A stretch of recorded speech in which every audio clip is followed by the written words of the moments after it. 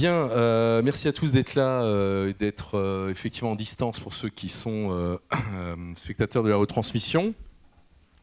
Donc on initie aujourd'hui le cycle des grandes conférences de l'UCC, l'UCM. Donc l'UCC, pour ceux qui connaissent et ceux qui ne connaissent pas, c'est donc l'Union des conseillers en communication Grand Est que j'ai l'honneur de présider. C'est 60 entreprises, 750 membres directs dans une filière qui représente 4500 emplois dans le Grand Est. Et nous sommes donc représentants auprès de la filière communication, auprès des ministères également. Donc notre mission, c'est de défendre notre métier, notre filière, de soigner son attractivité que vous connaissez compliquée, d'avoir un partage des connaissances, qui est l'objectif de ces conférences, aussi de se rencontrer entre nous, puisque, comme vous le savez, créer du lien, c'est quand même quelque chose d'important à une époque de visioconférence et de digitalisation extrême. Donc, l'UCC est également partenaire de l'UCM, donc, qui est représenté ici par Carole. Tu veux dire un mot, Carole ? Carole, sa présidente. Donc, l'UCM, c'est quoi ? Alors, bonjour à tous et puis bienvenue à notre première conférence de l'année. Alors l'UCM, c'est l'Union des communicants et marketeurs d'Alsace. Donc c'est une association qui en fait est dédiée aux annonceurs. On s'est rattaché de l'UCC en fin 2019. Voilà. L'objectif, de la même manière, c'est de créer du lien, c'est de partager des expériences, c'est de s'enrichir aussi, apprendre à travers ce type de conférences ou d'autres événements. Au programme, on a 2-3 conférences dans l'année, un after-work tous les mois, et puis des Market Labs. En fait, les Market Labs, c'est une table ronde autour de sujets d'études. Voilà. Donc un programme qui est riche, dédié aux annonceurs. Et puis, bien évidemment, on vous invite à nous rejoindre si ça vous intéresse. Voilà. On a des bulletins d'adhésion à votre disposition. Merci, Carole. Voilà, donc l'idée, c'est de faire bouger la filière de tous les côtés. Alors aujourd'hui, nous avons le plaisir de recevoir Sophie Lanoé et Olivier Lerner, auteurs tous les deux, enfin co-auteurs de NFT Mine d'Or, qui est le sujet de cette conférence, un livre, un recueil d'interviews de 18 acteurs du crypto art. Donc Sophie Lanoé, toi tu es d'abord artiste, dans l'âme, voilà. Experte en art contemporain et conseil en stratégie culturelle. Tu auras peut-être l'occasion d'en reparler. Tu as également participé à la création, créé des galeries en ligne, donc l'expertise est peut-être intéressante à partager. Olivier, là, toi, le parcours, c'est un peu différent. Un grand reporter à France 2. Ex-grand reporter à France 2, conseiller en stratégie de communication de personnes. Et tu travailles notamment avec l'ENA pour apprendre effectivement à nos futurs dirigeants technocratiques du pays à se comporter correctement. Donc tu es référent de l'art de l'interview et je te sais extrêmement expert, n'est-ce pas ? J'ai une question à te poser. Ah, d'accord. Très bien. C'est quoi un NFT ? C'est quoi ta définition ? Non-fungible token. Ouais, ça c'est la traduction. Je ne sais pas, un actif numérique non spéculatif. Non. Spéculatif, mais non indexé sur une valeur monétaire. Alors, la définition exacte, c'est plutôt un titre de propriété. Voilà, c'est la première chose à dire. Voilà. C'est juste un titre de propriété, mais je pense qu'on développera tout à l'heure. Voilà, parce que c'est un peu plus que ça. Mais c'est ça. Voilà, alors le principe de la conférence, vous avez vu, elle est interactive. Personne ne comprend rien, mais tout le monde adore. Voilà. Mais moi, je ne sais pas si j'aime ou pas, mais en tout cas, savoir, c'est déjà mieux. Alors, on a voulu une conférence sur un principe un peu interactif, donc vous autorisez tous nos participants à poser des questions. Marie, notre directrice de l'UCC, merci aussi d'avoir organisé cela à l'IRCAD, n'est-ce pas ? Avec la technique également de retransmission. On aura la possibilité de poser des questions à distance ? Oui ? D'accord, ok, très bien. Bon, voilà, c'est dit. À vous. Super. Merci Frédéric pour cette brillante introduction. Et ce que j'aime effectivement à travers tes mots, c'est que ça brille. Ça brille, on t'écoute, mais tu me disais tout à l'heure que, attention, parce que l'attention de ceux qui nous écoutent, ici et même à distance, ne va pas dépasser 17 minutes. Donc on va essayer de faire court. Alors Sophie, on peut se poser la question, enfin, j'imagine que vous vous posez la question, d'où vous êtes, qui êtes-vous, pourquoi ce livre, comment vous êtes-vous rencontrés? Bon, c'est peut-être toutes les questions que vous allez nous poser, mais nous, bien sûr, on ne va pas se priver également d'aller vers vous, de vous écouter. Chacun pourra peut-être donner sa propre définition des NFT, un peu comme Frédéric a tenté de le faire, courage, parce qu'effectivement, rien n'est simple. C'est un peu technique. Et d'ailleurs, Sophie, ce qu'on peut dire pour commencer, c'est ce livre, effectivement, que nous avons conçu il y a 8 mois, qui a germé et qui est sorti il y a un mois et demi. Et on est dans l'actu. Et pourtant, on n'a pas cherché le buzz. Mais Le Monde publie un papier demain, et nous serons dedans. On a répondu à quelques questions. On est dans l'actu. L'AFP a fait une dépêche qui a fait le tour du monde en une dizaine de langues, un truc incroyable, parce qu'on parle beaucoup des crypto-monnaies, des crypto-actifs, qui en ce moment donnent des sueurs froides à ceux qui ont acheté. Parce qu'il y a 6 mois à peine, Bitcoin valait 60 000 dollars, aujourd'hui 27 000. L'Ethereum, ETH, vaut aujourd'hui 1 900 € à peu près et valait plus de 3 000, 6 000 il y a encore 6 mois. Bon, donc, tous ceux qui ont acheté ont un peu peur. Nous, on est plutôt optimistes là-dessus. En fait, si j'osais d'emblée vous donner un petit conseil, c'est acheter maintenant, parce que ça va remonter. Mais je n'en suis pas sûr. Alors, pourquoi ce livre, Sophie? On peut commencer par ça. Ouais. Alors, d'abord, est-ce que tout le monde s'intéresse aux NFT ici, ou il y a des gens qui n'y connaissent absolument rien? Tout le monde connaît un petit peu. Bon. Pas du tout. Pas du tout. Bon, mais vous n'êtes pas nombreux, hein, c'est super. Alors en fait, nous, on a commencé à s'intéresser au phénomène NFT. Ça fait tout juste un an, en fait, quand il y a eu la vente de Beeple. Vous avez entendu parler de cette vente d'un tableau qui, tout d'un coup, a été vendu 69 millions de dollars. Ce Beeple, cet artiste américain, en fait, la veille, il vendait 100 $ une œuvre. Donc, c'était hallucinant. Enfin, la veille, quelques mois avant, il vendait 100 $. Et en fait, quand il a mis à vendre cette œuvre chez Christie's, tout d'un coup, c'était valorisé à peu près 15 000, 20 000 $, et c'est parti à 69 millions de dollars. Là, ça a été le cataclysme dans le marché de l'art contemporain. Christie's, cellule de crise, ils ont réuni tout le monde, etc. L'artiste n'en revenait pas lui-même, il était scotché sur son canapé, on le voyait sur une vidéo, il n'en revenait pas. Et du coup, tout le monde s'est dit, et nous aussi, on s'est dit, mais qu'est-ce que c'est ce phénomène où quelqu'un achète 69 millions de dollars?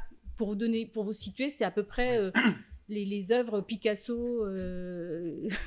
Donc, et ce jour-là, TF1, France 2, France 3 et toutes les chaînes d'ailleurs et tous les journaux ont fait leur une sur cette vente historique. Donc on s'est dit, si TF1, 20h, parle d'une œuvre, c'est qu'il se passe quelque chose. Voilà, donc on a un petit peu regardé ce qui se passait et on a rencontré, et on s'est dit, ce serait intéressant d'aller voir en fait les gens qui créent cet écosystème, qui sont les acteurs des NFT et du crypto-art aujourd'hui. Et on les a à peu près tous rencontrés en 2021. On a eu de la chance parce qu'ils n'étaient pas très sollicités quand on les a rencontrés. Aujourd'hui, je pense que ce serait très compliqué. Donc, on était absolument ravis de faire ce livre et de rentrer dans leur univers. En ce qui me concerne, en venant de l'art contemporain, ce qui m'a surpris le plus, c'est que c'était des gens qui ne venaient pas du tout de l'art. Donc, en général, quand il y a un nouveau phénomène dans l'art, c'est forcément des gens qui viennent de l'art contemporain, etc., ou qui sont experts, etc. Là, pas du tout. C'était des gens qui venaient du milieu de la stratégie, des avocats, des financiers, des start-upers, des technos, mais pas du tout des gens qui venaient du sérail. Donc, du coup, ça m'a intéressée. Olivier, du coup, s'est intéressé aussi, mais pour différentes raisons aussi, j'imagine. Oui, bien sûr. Oui. Oui. Moi, j'ai longtemps travaillé au service politique de France 2, donc l'art, c'était pas vraiment ma spécialité. Et puis, donc un matin, Sophie m'appelle en me disant j'achète de l'éther. Je dis quoi, tu veux te suicider? Non, elle me dit de l'hétérum. Donc elle a acheté, moi j'ai acheté aussi un peu derrière, et puis on a commencé à lire, alors à lire un peu tout et n'importe quoi, parce que sur Internet, c'est un peu la foire.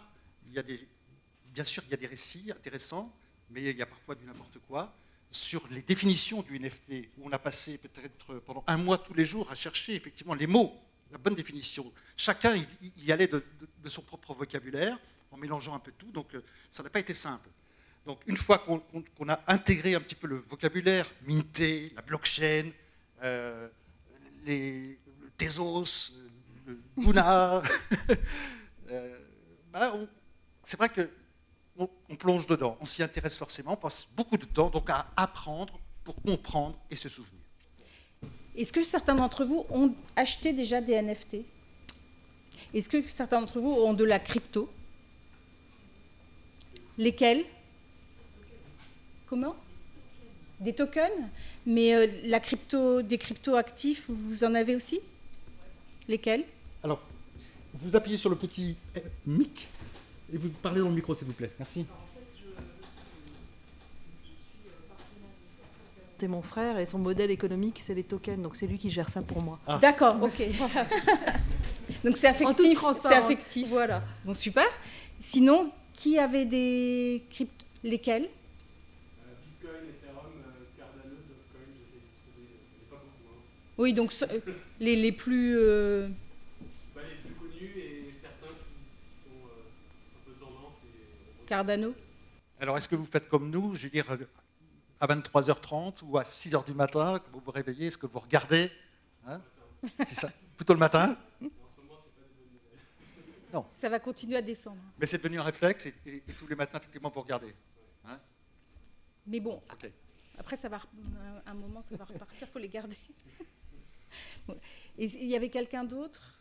Oui? Ah non, c'est pas vrai. Beaucoup? Alors, Luna, malheureusement, pour ceux qui ne savent pas, donc, c'est zéro. Ça ne vaut plus rien. C'est même négatif. Donc, vous avez perdu beaucoup? 10 Luna. Bon, vous n'êtes pas ruiné. Et oui. Et donc, il reste quelques centimes. Ouais, c'est ça. Bon, si vous voulez bien donner un petit peu de votre poche. Alors. Et il y en avait d'autres, je ne sais plus. Oui. Ouais, des soldes, justement, qui permettent de faire pas mal de NFT derrière. Donc, c'est vous qui créez les NFT? Non, je les achète, mais je me renseigne. Effectivement, je vois qu'on peut à peu près avoir 60 000 transactions à la seconde pour produire à 60 000 NFT, enfin, potentiellement 60 000 NFT derrière chaque seconde, s'il y a 60 000. Et donc, là, vous n'avez pas acheté de NFT encore? Non. D'accord. Vous avez la crypto en prévision de? Ouais, et que j'en vois pas encore, on va dire, le NFT au niveau artistique. Je vois pas l'intérêt. J'en vois ça, sur le côté technique pour Ouais. d'autres domaines, mais l'artistique. Alors d'où ça, ma par présence contre, on pour va comprendre. pouvoir en parler. C'est ça. Voilà. Alors, je voudrais revenir un peu sur la définition du mot, des 3 lettres. Alors, NFT. Alors, je vais faire un petit micro-trottoir. Je prends les gens au hasard, complètement.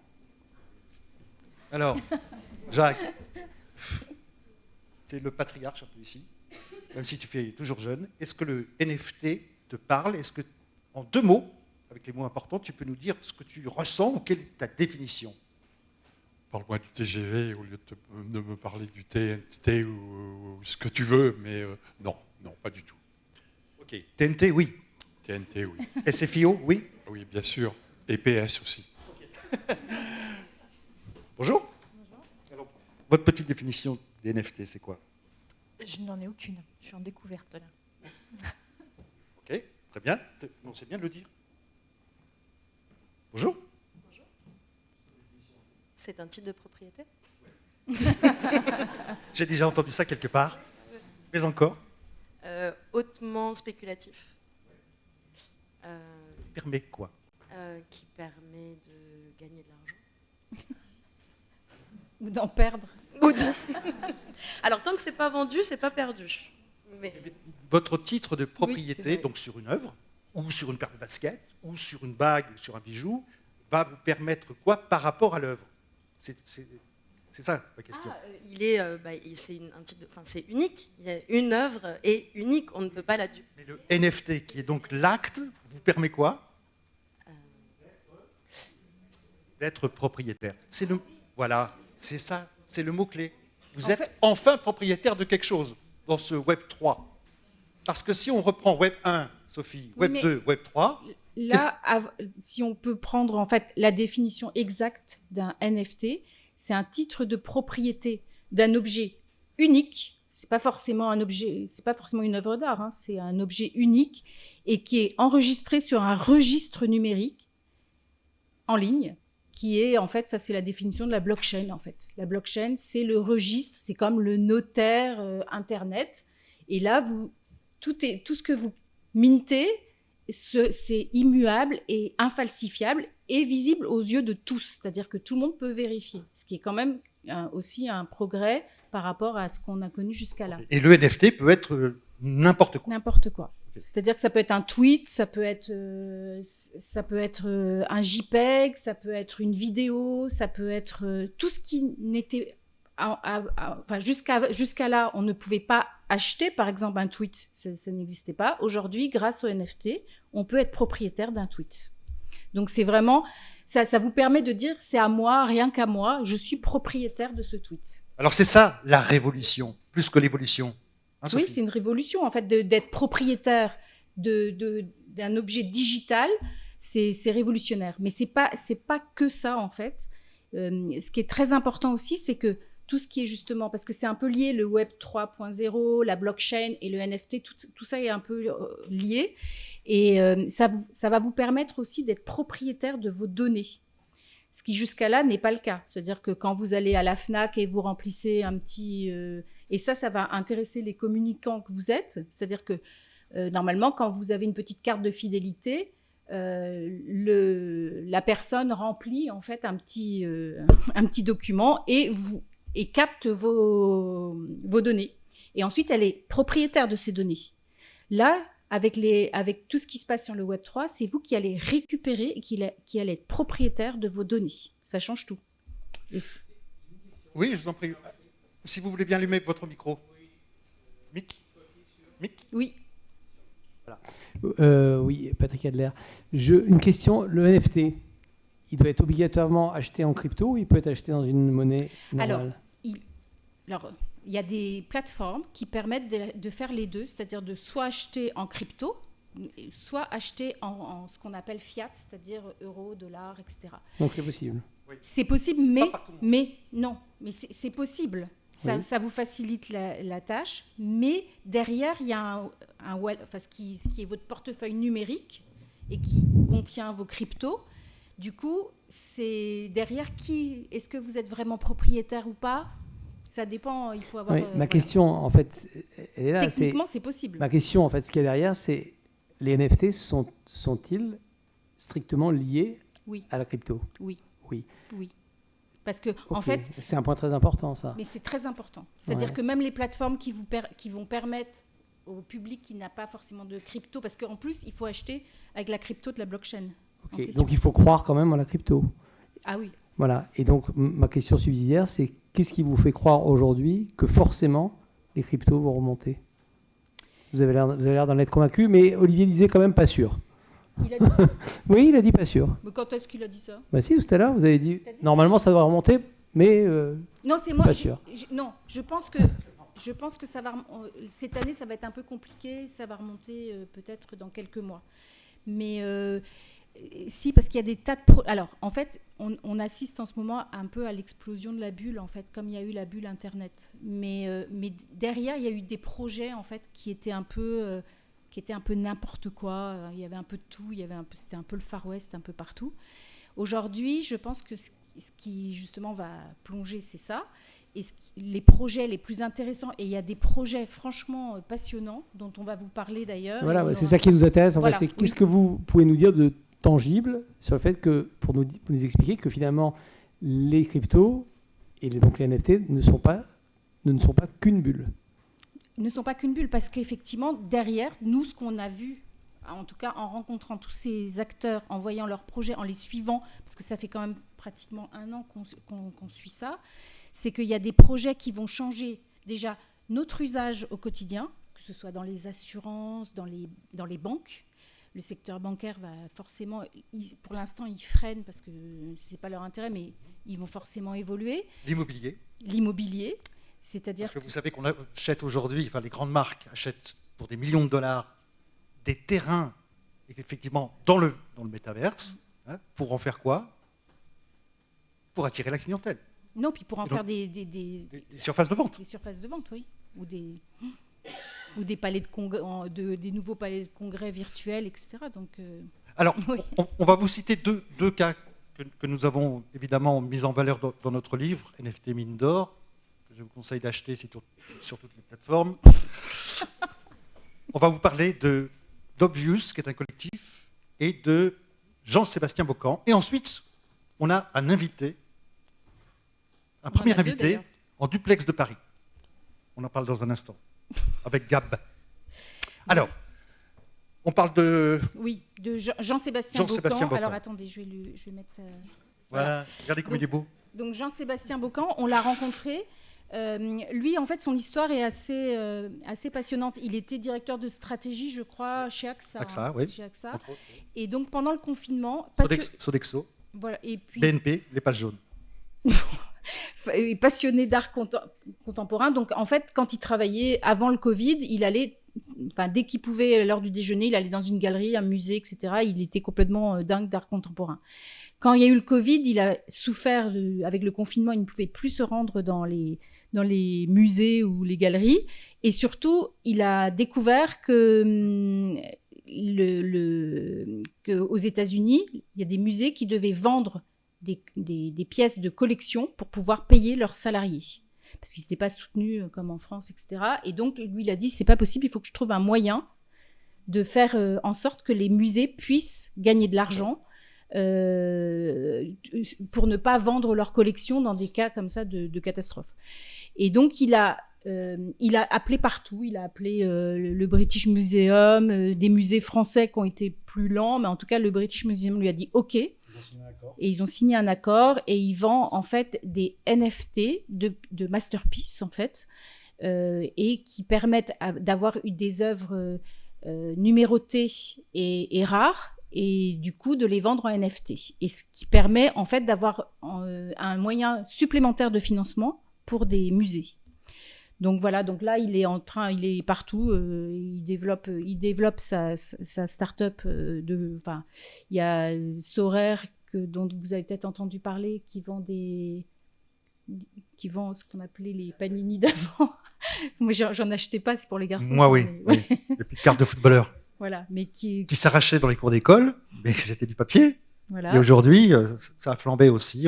On achète des cartes numériques Panini, enfin, avec notamment le Mbappé, vaut combien?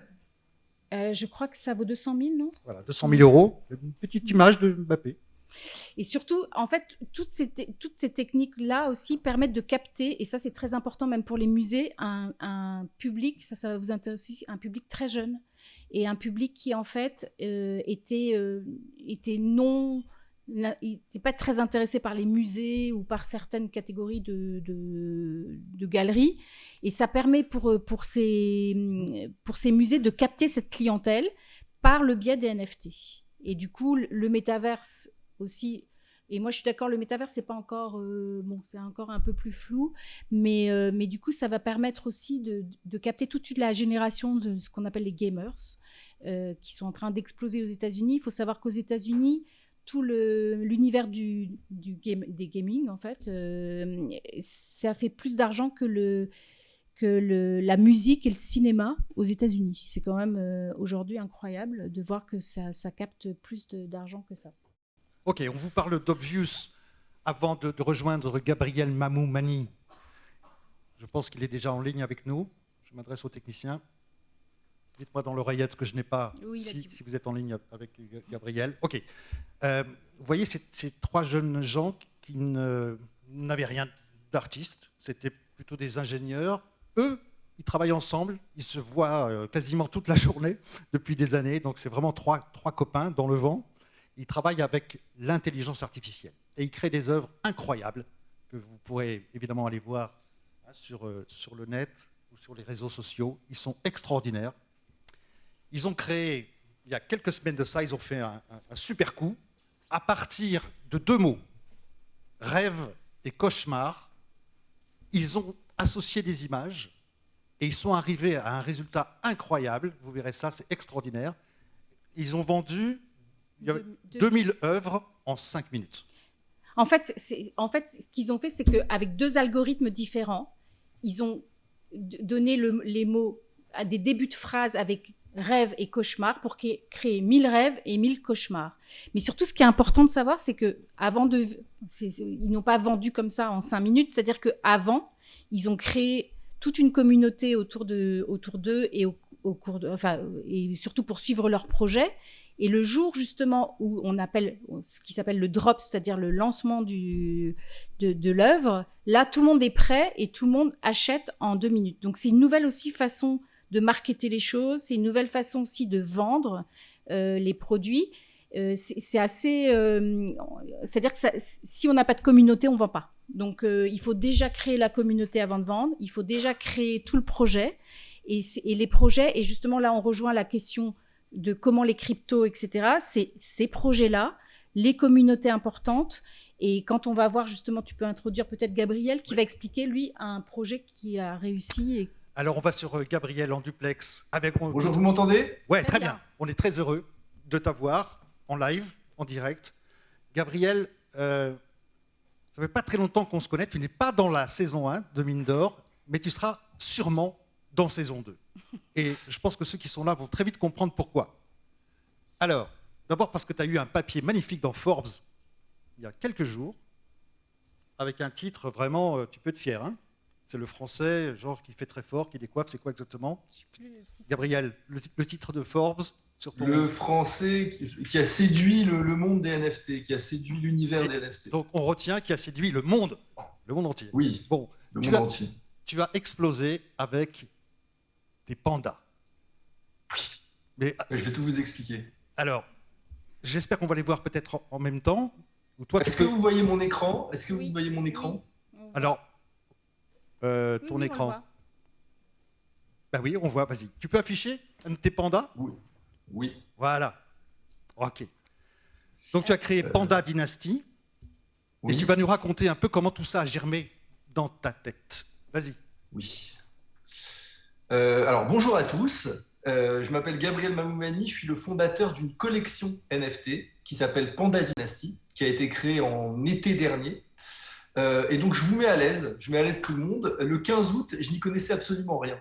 Je n'étais pas du tout de ce monde-là. Moi, je n'étais pas du tout du monde de la crypto, du monde des NFT. Je suis un marketeur, en fait. Je suis un média buyer. J'achète du trafic sur Internet et je le convertis en client. Mon métier, c'est l'arbitrage publicitaire. J'achète du trafic sur les grands médias, sur Facebook, sur Twitter, sur Instagram, et je le convertis sur des sites Internet, et en particulier des sites Internet e-commerce. Et donc, en fait, le 15 août, j'ai un copain qui m'appelle et qui me dit qu'il faut absolument qu'on fasse un drop NFT. Je lui dis d'accord, très bien. Explique-moi juste ce que c'est un drop et ce que c'est un NFT. Et petit à petit, je commence à comprendre le délire, la folie qui est en train de se passer dans le monde pendant l'été 2021, qui s'appelle le NFT Summer. Et en réalité, il y a énormément de projets, d'équipes qui se mettent en place pour créer des collections d'animaux, comme les pandas, et qui les vendent dans un format de vente événementielle, c'est-à-dire qu'ils fixent un jour, une date très précise, une heure, et qu'en très peu de temps, ils arrivent à vendre toute la collection. Alors, d'où ça vient ? Ça vient de 2017, deux génies aux États-Unis qui créent une collection qui s'appelle CryptoPunk. Vous en avez peut-être entendu parler. Ce sont des photos de profil, en fait, des PFP, des profile pics, qui sont générés algorithmiquement avec un système mathématique et qui permet de créer des images uniques, mais qui appartiennent à une collection. Et donc, en fait, en 2021, ce système il a été relancé par une collection dont vous avez peut-être entendu parler, qui s'appelle Bored Apes Yacht Club. Ce sont des singes qui ont été fabriqués comme ça, algorithmiquement. Et donc, une société qui s'appelle Yuga Labs, aux États-Unis, a créé 10 000 singes, les a vendus quelques Ethereum, aux alentours de 0,08 Ethereum à l'époque. Et pareil, la collection a été vendue en quelques minutes sur Internet. Et donc, en fait, l'idée au départ, c'était de se dire, on va créer cette collection, on va faire comme eux. On va créer une collection de photos de profil et on va tenter de le vendre dans un format un peu de défi, de challenge, avec une utilité pour répondre à la question qui a été posée tout à l'heure sur à quoi ça sert tout ça, qu'est-ce que ça veut dire de vendre des singes, des pandas, des girafes, des zèbres comme ça en quelques minutes sur Internet. Eh ben, l'utilité, qui est une utilité assez dégradée, il faut le reconnaître, ça a été de vendre en fait des photos de profil. Et ces photos de profil, au fur et à mesure, deviennent des signes extérieurs de richesse pour toute personne qui arrive à prouver la détention, la propriété de ces photos de profil pour dire, bah regardez, j'ai pas uniquement une super belle montre, une super belle voiture, mais j'ai aussi une photo de profil que j'affiche sur les réseaux sociaux qui vaut des dizaines de milliers de dollars, voire des centaines de milliers de dollars, parce que associé à ces photos de profil, il y a une spéculation qui se met en place. Et c'est ce qui s'est passé autour effectivement de ta première vente qui a eu lieu il y a quelques semaines, où tu as explosé. Voilà, alors en fait, moi j'ai créé cette collection à partir du 15 août et le 4 septembre, donc moins de 3 semaines plus tard, on a vendu en moins de 24 heures, donc après le drop, en moins de 24 heures, une collection de 8888 pandas au format NFT à des crypto-enthousiastes. Le prix du panda était de 0,05 Ethereum. À l'époque, donc comme vous l'avez dit, l'Ethereum valait 4800 $. Donc le chiffre d'affaires total était aux alentours d'1,5 million d'euros. Donc on a créé tout ça en quelques semaines. À 4000 holders, donc propriétaires, avec une communauté de 10 000 personnes qui a été constituée sur Twitter et 15 000 personnes sur Discord. Et je vais vous expliquer comment ça fonctionne Discord et comment on a réussi à créer, à gonfler cette communauté en quelques semaines. D'abord, bravo. Franchement, moi, quand j'entends ta réussite, quand je t'écoute, je pense que vous partagez aussi la force, la ruse aussi, l'intelligence de Gabriel Mamoumani. Franchement, chapeau, chapeau. Si vous avez des questions à lui poser, n'hésitez pas. Hein. Il vous entendra si vous allumez votre micro. OK. Oui, et c'est complètement l'esprit Web3. Hein. On s'interrompt, on se coupe, on essaie de construire ensemble. Et l'idée, c'est vraiment que ce sont des projets, en fait, on va en parler, fondamentalement communautaires. C'est-à-dire que c'est des communautés. C'est l'aspect comment créer une communauté en quelques semaines, surtout avec 20 000 followers sur Twitter et 15 000 sur Discord. Je pense que c'est le nœud du succès, en fait. C'est ça, en fait.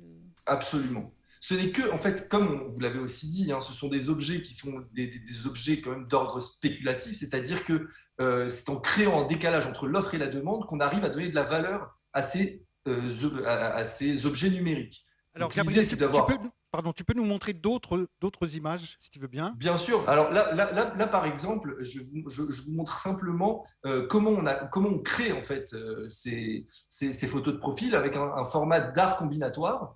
En fait, comment ça fonctionne ? Des illustrateurs créent un core design, c'est-à-dire un design de base, un panda de base. Et là, vous voyez le panda numéro 1.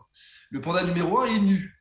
Ensuite, on lui ajoute des accessoires qu'on appelle des traits, des caractéristiques. Et donc, les traits, ça peut être, chaque trait est classifié avec un format de classe de traits. Il y a 7 classes de traits, donc les chapeaux, les lunettes, les yeux, les colliers, les habits, par exemple.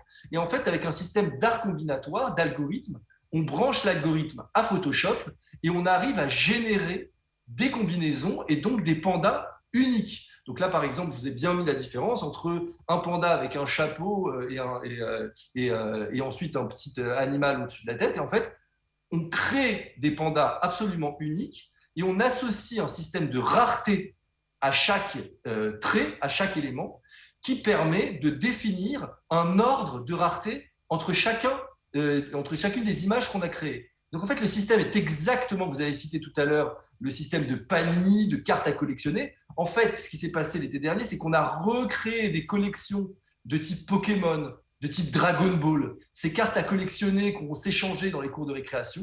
Et ben, on a recréé au format digital, grâce à la technologie NFT qui permet donc ce titre de propriété de cette carte avec une certaine rareté dans l'univers d'Internet. Avec l'utilité première qui était une utilité simple d'utilisation de photos de profil.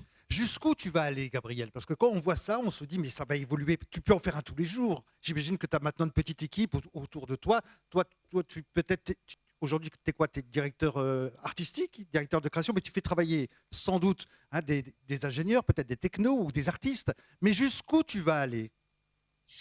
En fait, c'est une excellente question, puisqu'en fait, c'est pour répondre à la question fondamentale que tout le monde se pose, c'est à quoi ça sert votre truc?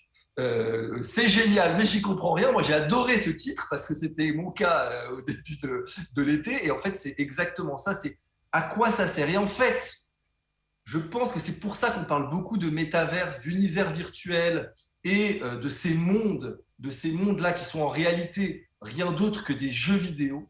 Et en fait, la révolution, c'est que grâce aux NFT, vous allez détenir des objets, mais aussi des territoires, pourquoi pas des immeubles, mais aussi des avatars dans les mondes virtuels. Aujourd'hui, comme vous l'avez dit, le jeu vidéo, c'est le premier média.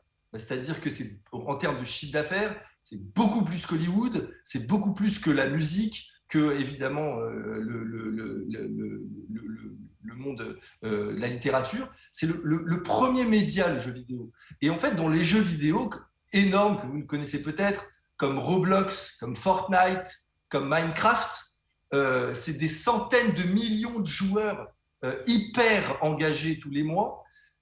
Aujourd'hui, votre avatar, vos skins, vos armes, vos territoires dans ces jeux-là ne vous appartiennent pas. Ils appartiennent à l'émetteur du jeu, au créateur du jeu. Et en fait, avec le NFT aujourd'hui, vous avez la possibilité de céder le droit de propriété de ces objets virtuels aux joueurs eux-mêmes.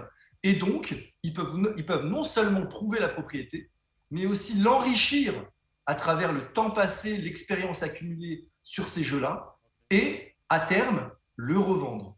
Et donc, en fait, avec ce système de NFT, on a aujourd'hui la possibilité de donner de la valeur aux objets virtuels, qui peuvent être, comme je les ai cités, en priorité des avatars, accumuler de l'expérience et donc de la valeur, et ensuite réaliser un second marché de ce temps passé que vous avez accumulé dans ces mondes virtuels. Et donc c'est ça qu'aujourd'hui Panda Dynasty, c'est un studio de jeu, c'est un mini-studio de jeu qui crée une multitude de mini-jeux dans lesquels les gens accumulent des points d'expérience, donnent de la valeur à leur panda, et ensuite, s'ils désirent, le revendre au second marché, sans passer par moi, c'est-à-dire sans passer par le créateur, mais directement, de gré à gré, revendre leur objet au format NFT.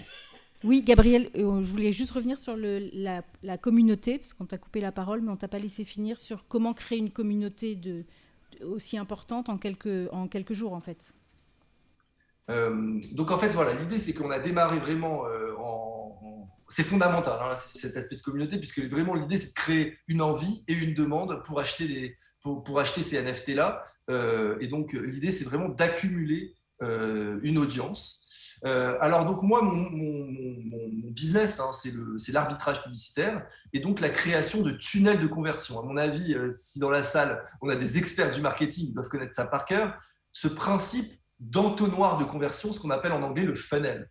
Et le funnel, en fait, c'est une notion qui vient aussi des États-Unis, qui est une notion d'inbound marketing, c'est-à-dire qu'entre le média et la page de vente, on crée une multitude de pages complémentaires qu'on appelle des squeeze pages ou des landing pages pour rediriger un trafic qui, par exemple, est sur Facebook et le rediriger vers une collecte d'informations, de leads, de prospects qualifiés et une vente à la fin du tunnel. Et donc, en fait, dans le monde du Web3, c'est exactement le même principe qui est mis en place, sauf que le média numéro 1 dans le Web3, c'est Twitter, et l'équivalent de la collecte, de la page d'inscription, c'est un autre réseau social qui a émergé avec ce principe de jeux vidéo et de communauté ultra engagée, qui s'appelle Discord. Et donc, en fait, l'idée, c'est vraiment de se servir de Twitter comme une vitrine pour accumuler une audience et que chaque tweet qui est créé soit le prétexte pour envoyer cette audience sur Discord et ensuite s'engager dans un format ultra conversationnel sur Discord. Et donc, en fait, ce qu'il faut créer sur Twitter, ce sont le genre de création que les marketeurs connaissent par cœur, des bannières, des vidéos, des teasers, ce qu'on appelle des sneak peeks. c'est-à-dire des images, des coulisses de la création de ma collection en l'occurrence. Et en fait, l'idée, c'est de réussir à vraiment gonfler une communauté sur Twitter et les envoyer sur Discord.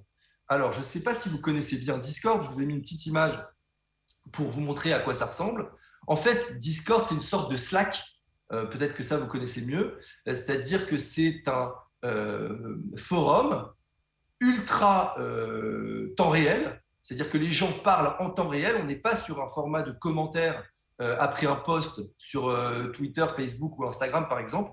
Là vraiment c'est du live et donc les gens parlent en permanence et qu'est-ce qu'ils veulent? C'est qu'ils veulent participer. En fait c'est vraiment l'ADN du Web3, c'est que ce sont des gens qui ont un niveau d'implication qui a un niveau supérieur au niveau Web2. C'est que c'est pas seulement donner mon avis, mais c'est surtout participer. Une volonté de vraiment construire, co-construire avec un créateur un projet. Et donc, en fait, ce que j'ai créé, moi, c'est une communauté qui va en permanence m'aider à créer des utilités, des projets, des idées pour faire vivre des pandas dans les mondes virtuels. Alors, donc, à quoi il ressemble? Juste une dernière fois pour vous dire le profil type de ce genre de crypto-enthousiastes. Ce sont dans leur grande majorité des hommes, dans leur grande majorité, on parle de 90% des hommes, entre 30 et 40 ans, qui ont un pouvoir d'achat assez important, puisque justement, ils vont acheter et spéculer sur des NFT qui peuvent avoir une valeur très importante. Et plutôt des anglo-saxons, États-Unis, Angleterre, Australie représentent plus de 80% de ma communauté. Ok. Alors, ça représente combien de personnes de ta communauté? Donc, aux alentours de 10 000 personnes sur Twitter, un peu plus, 11 000, ça fluctue entre 10 et 11 000 sur Twitter. Et sur Discord, j'ai 15 000 personnes, mais des actifs ultra actifs, j'en ai plutôt 2 500, 3 000, pour 4 000, ce qu'on appelle des holders, c'est-à-dire des personnes qui ont vraiment des NFT de ma collection. Donc, ça veut dire sur les 8 000 pandas, il y a 4 000 holders, donc en moyenne, ils en détiennent 2, et des ultra actifs sur Discord. C'est 2500, 3000 personnes. Alors moi j'ai une question aussi, c'est que tout l'univers du gaming c'est plutôt masculin en majorité. Comment on peut s'adresser aux femmes dans cet univers-là en fait?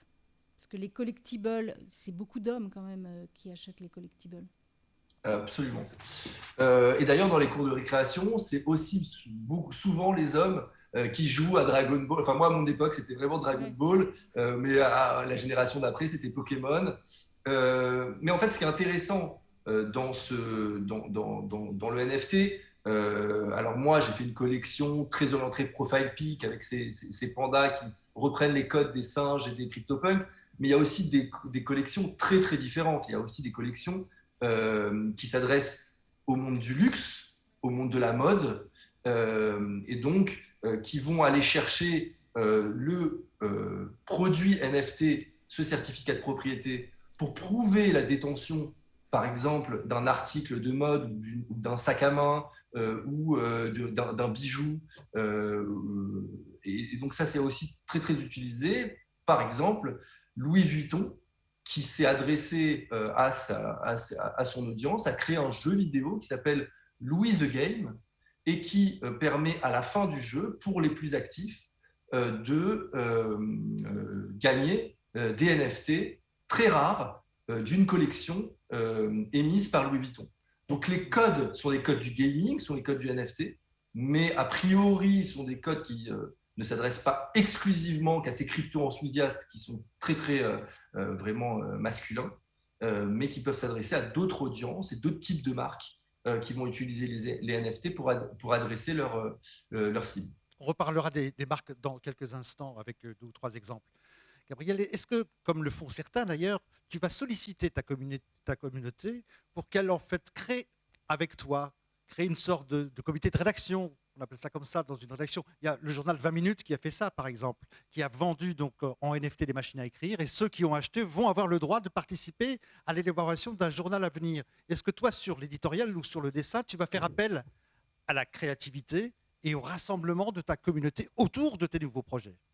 Absolument. Alors vraiment, ça c'est fondamental. Et d'ailleurs, c'est une manière si les marques et les entreprises réfléchissent à ce type de projet, ils doivent absolument intégrer cette dimension de coproduction et laisser une place centrale à l'audience qu'ils vont constituer, qui va vraiment vouloir s'impliquer dans ce qu'on appelle une roadmap. Et en fait, la roadmap, c'est la liste des utilités qui sont associées à la détention d'un NFT. Donc, là, par exemple, j'ai mis une collection qui a été lancée récemment du célébrissime artiste Murakami, qui a créé une collection de fleurs en pixels. Et en fait, ce qui est intéressant dans ce qu'il a créé, c'est qu'il a créé une roadmap, et donc la roadmap, c'est la liste des utilités, mais de manière extrêmement ouverte. En fait, le fait de détenir un NFT d'une collection, qu'est-ce que ça veut dire? C'est-à-dire que je crée un lien entre un créateur et une communauté, un lien qui est symbolisé par le NFT et qui va, au fur et à mesure du temps, évoluer dans une liste d'avantages, de bénéfices et de choses qui vont être fabriquées par le propriétaire de la collection et grâce à la remontée de tous les feedbacks de la communauté. Et donc, en fait, moi, dans mon cas, comment j'utilise mon audience? C'est dans la création de mes mini-jeux. En fait, c'est eux qui fabriquent les jeux qui ont le plus fort potentiel en termes d'audience. C'est eux qui me conseillent sur les gameplays, les choix des mécanismes de jeu que je dois mettre en place. C'est eux qui me donnent les autres jeux que je dois étudier. Ils m'ont fait découvrir énormément de jeux, puisque comme je vous l'ai dit, moi, j'y connaissais rien.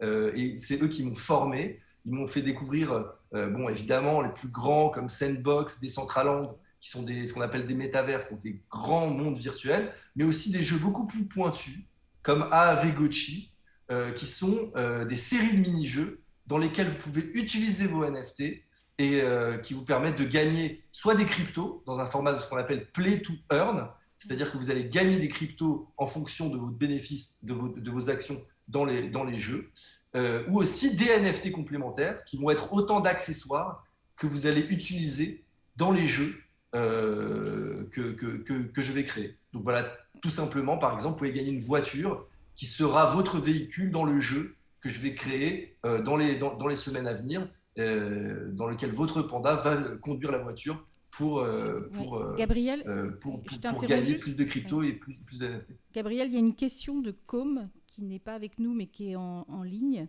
qui demande si l'audience était-elle principalement française ou internationale au départ. Grande majorité anglo-saxonne, 80%, États-Unis, Angleterre, Australie. Et en revenant aussi sur le Play to Earn, même dans la santé, aujourd'hui, par exemple, si vous avez une application pour faire du sport, vous pouvez aussi gagner des cryptos quand vous faites plus vous faites du sport, plus vous courez longtemps, plus vous gagnez de l'argent. Ça s'appelle Play to Earn. C'est une nouvelle façon aussi de récompenser. Une question. Oui, j'aimerais que vous citiez l'exemple de votre chauffeur de taxi que vous avez eu il y a 1 heure. Moi, il m'a bluffé parce que comme je ne savais pas du tout de quoi il s'agissait, et il vous a cité des noms, vous-même, vous avez été surpris. Moi, je suis incroyable. On va demander d'ailleurs à Gabriel s'il connaît. Oui, on a pris un chauffeur de taxi tout à l'heure pour venir de la gare ici. Il va peut-être venir, nous rejoindre. Oui. Et du coup, il est passionné de NFT, donc il nous a montré sa collection de NFT. Donc lui, il achète sur une plateforme qui s'appelle Vavi, qui est une plateforme japonaise. Comment? VV, non? Oui, VV, oui, c'est ça. Ouais. Tu connaissais? Oui. En fait, c'est génial aussi, VV. Ils sont vraiment dans le monde de la collection eux aussi. Et leur point fort, c'est qu'ils font des partenariats avec des licences. Et donc, en fait, ils ont la licence Marvel, ils ont la licence Disney. Et de la même manière qu'ils vont vendre des statuettes, je ne sais pas, de Mickey ou de la Reine des Neiges, et ben là, ils les vendent au format NFT. Et donc, il nous a expliqué que tous les taxis de Strasbourg se refilent comme ça tous les drops, etc., pour acheter donc, sur cette plateforme. Et donc, on lui a dit, mais venez entre 5 et 7. Donc, si ça se trouve, il n'y aura plus un taxi à Strasbourg entre 5 et 7. Parce qu'il était là, ouais, d'accord, etc. Il a acheté le bouquin en live dans le taxi. Mais c'était hyper rigolo de voir Alors, ça. profitez de la présence de Gabriel, c'est comme s'il était là, hein, parce que d'abord, on le voit très bien, on l'entend très bien, il s'exprime très clairement. Est-ce que quelqu'un veut lui poser une question? Madame, vous appuyez sur mic et vous êtes en ligne avec Gabriel Mamou-Mani. Ouais, bonjour. Le business model, en fait, est-ce que c'est rentable et quels sont les objectifs finalement? Combien de temps en termes de retour sur investissement? Quels sont les KPIs derrière? Gabriel. Alors, c'est une très très bonne question et elle est difficile à répondre. Donc là, la première partie sur le drop lui-même, c'est extrêmement rentable. Le drop lui-même, si on considère le drop comme le business model, c'est-à-dire que moi, j'ai investi quelques dizaines de milliers d'euros pour aboutir à ce 1,5 million de chiffre d'affaires qui a été généré début septembre. Donc ça, c'est vraiment, en termes de business model, c'est forcément extrêmement rentable.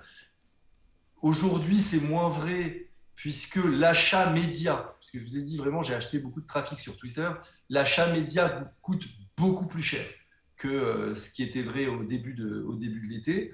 Et donc, je pense que c'est plutôt plusieurs centaines de milliers d'euros aujourd'hui pour réussir à lancer une collection. Donc ça, c'est la première chose. Et le business model vers lequel on s'oriente, c'est un business model de play to earn. Donc là, un des modèles, c'est celui qui a été cité, qui s'appelle Stepen. C'est ce principe de en fait, ce sont des projets qui ont des crypto-monnaies qui sont associées au jeu. Et donc, plus j'ai d'utilisateurs qui jouent au jeu, plus j'ai un potentiel en fait d'assécher la vente de cette crypto-monnaie et donc avoir un potentiel d'avoir une augmentation du cours de cette crypto-monnaie-là. Et donc, en fait, les business models associés à ce type de collection, c'est de créer des cryptos associés à la collection et de réussir à faire augmenter par l'utilisation des NFT et de la crypto, de faire augmenter le cours de cette crypto-là et donc d'être rémunéré par cette monnaie qui a été fabriquée pour le jeu lui-même. Ok. Encore une question ou deux? Allez-y, monsieur. Ouvrez le micro, s'il vous plaît. Alors, il y a beaucoup de questions, mais une seule, simplement, déjà sur le plan juridique. Quand j'achète une œuvre matérielle, je ne peux pas en faire n'importe quoi. Il y a des droits qui sont attachés à ça, des droits patrimoniaux, mais également un droit moral.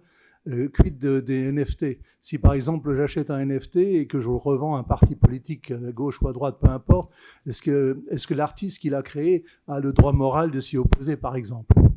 Alors, pour l'instant, c'est vrai que tout ce qui est juridique, c'est en train de se mettre en place. Donc, il y a sur la propriété intellectuelle, il y a des choses qui sont faites, mais il y a encore un peu de zone grise. Donc, ils sont en train de rattraper, en fait, parce que comme ça va très vite, c'est vrai que c'est en un an, beaucoup de choses se sont créées. Aujourd'hui, il y a sur le plan juridique, déjà des choses qui ont avancé, mais il y a encore des choses, en tout cas, il n'y a pas tous les cas de figure qui ont déjà été étudiés. Sur le plan fiscal aussi, tout n'est pas encore très, très clair, même si on demande à partir de cette année de déclarer finalement les bénéfices des actifs, ou les pertes. Année, oui. Oui. Mais Gabriel, je ne sais pas si toi, sur la propriété intellectuelle, tu as plus de...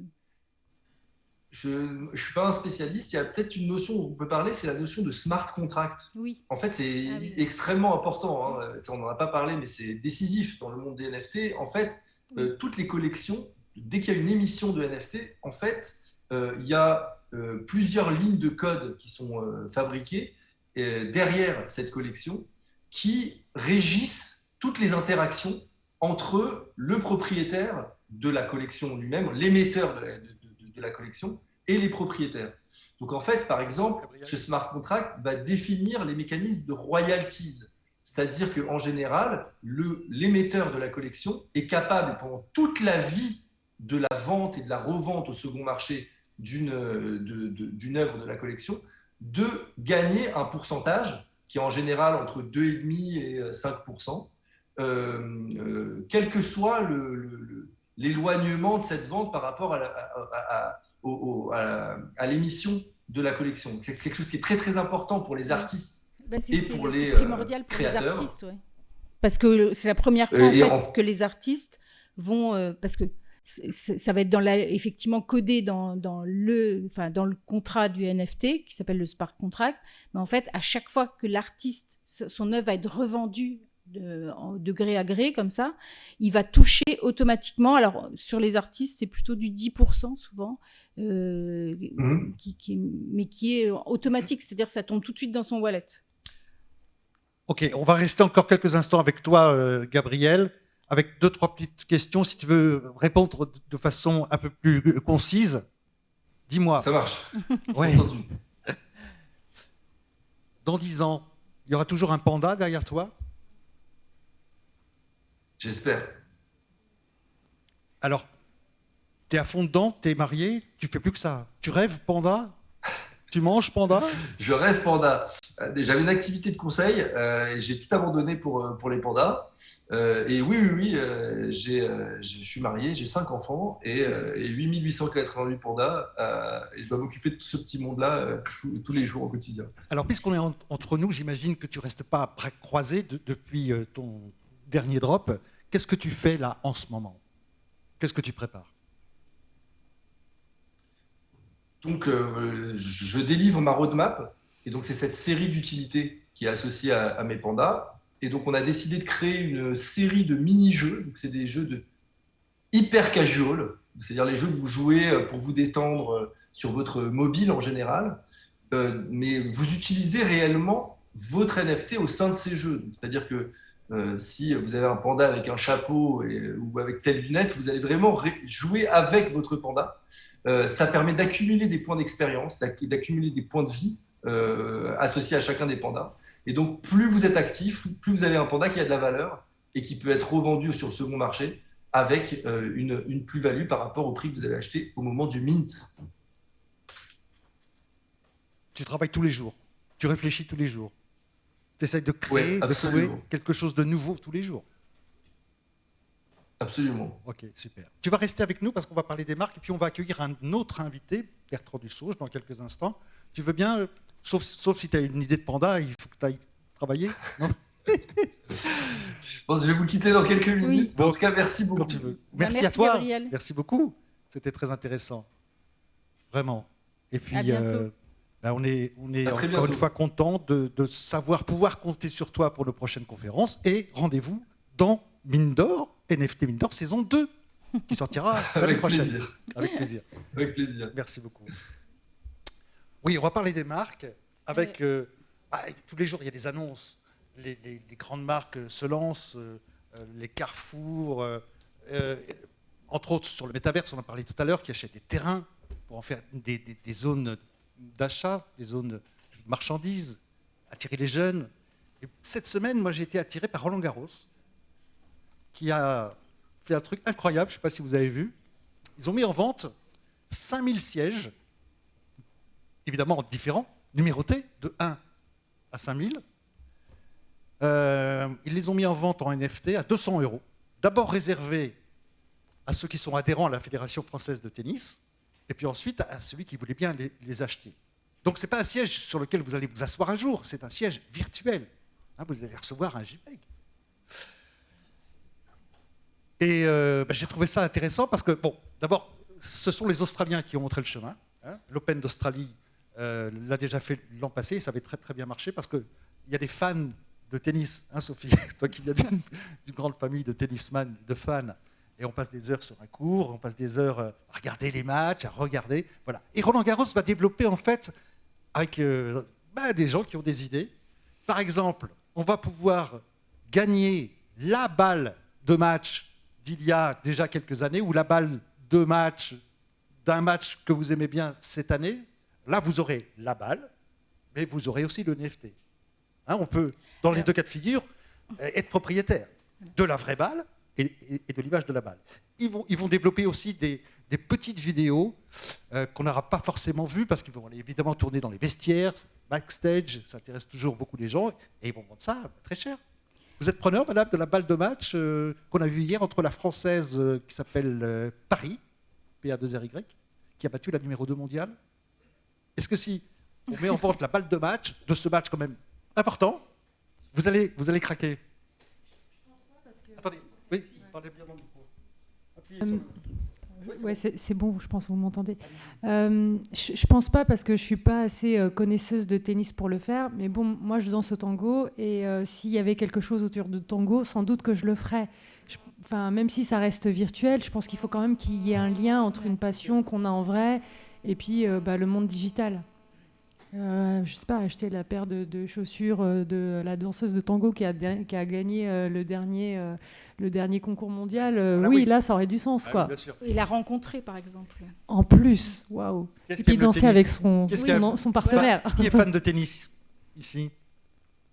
Alors, Madame la Présidente, vous craquez pour la balle de match d'hier? Vous avez vu la petite Française, comment elle a joué? Alors oui, j'ai vu le match et en effet, je pense que je craquerai pour la balle de match. Eh ben moi aussi. Du coup, on va faire monter le prix de la balle, hein, parce que si on est plusieurs... Bonjour. Alors, moi, je voudrais savoir si la balle en NFT m'intéresse davantage. Est-ce que je pourrais l'avoir pour jouer parce que je prévois la construction d'une villa dans le métaverse avec terrain de tennis. Ouais. Est-ce que la balle est interopérable et je pourrais jouer avec? Absolument. Et elle aura une sacrée valeur dans cet univers en plus. Alors, et vous, sans trop vous fatiguer. Oui, bien sûr, très bonne idée.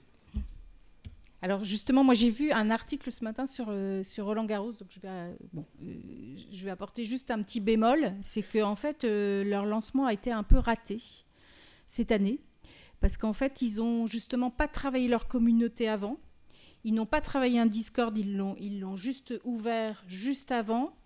Et du coup, ils n'ont pas proposé, justement, comme en a parlé Gabriel, ils n'ont pas proposé assez de choses autour. C'est-à-dire que du coup, les 200 €, on ne sait pas exactement à quoi c'est relié. Enfin, ça a été un petit flop. Du côté, en tout cas, c'est surtout une des filles qu'on a interviewées dans le bouquin qui a acheté... Son siège sur Roland Garros, et en fait qui, elle, connaît très bien tout le Web3, les NFT, etc., et qui était un peu déçue par la façon de faire. Voilà, donc je pense que vous pouvez peut-être attendre l'année prochaine pour acheter la balle. On prend un autre exemple, Sophie, Guerlain. Voilà, Guerlain. Alors là, on va vous lancer juste la...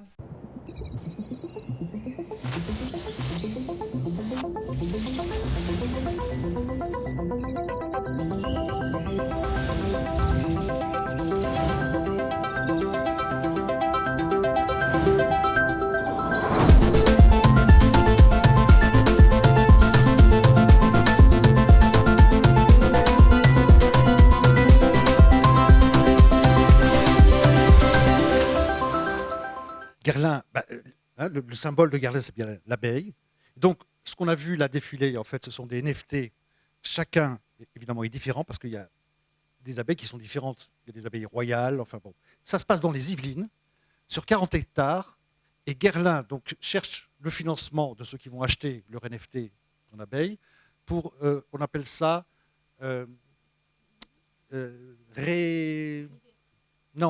pour réaménager. Réensauvager les abeilles,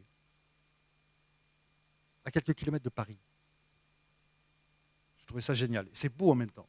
Et donc, ces NFT ont été vendus entre 400 et 600 €, je crois. Alors, je ne sais pas non plus si c'est un grand succès. Ça, c'est difficile à savoir. Tout à l'heure, on a cherché avec nos amis techniciens sur Internet. Ils sont un peu discrets là-dessus. Hein, ils n'ont pas fait des tonnes sur leur site.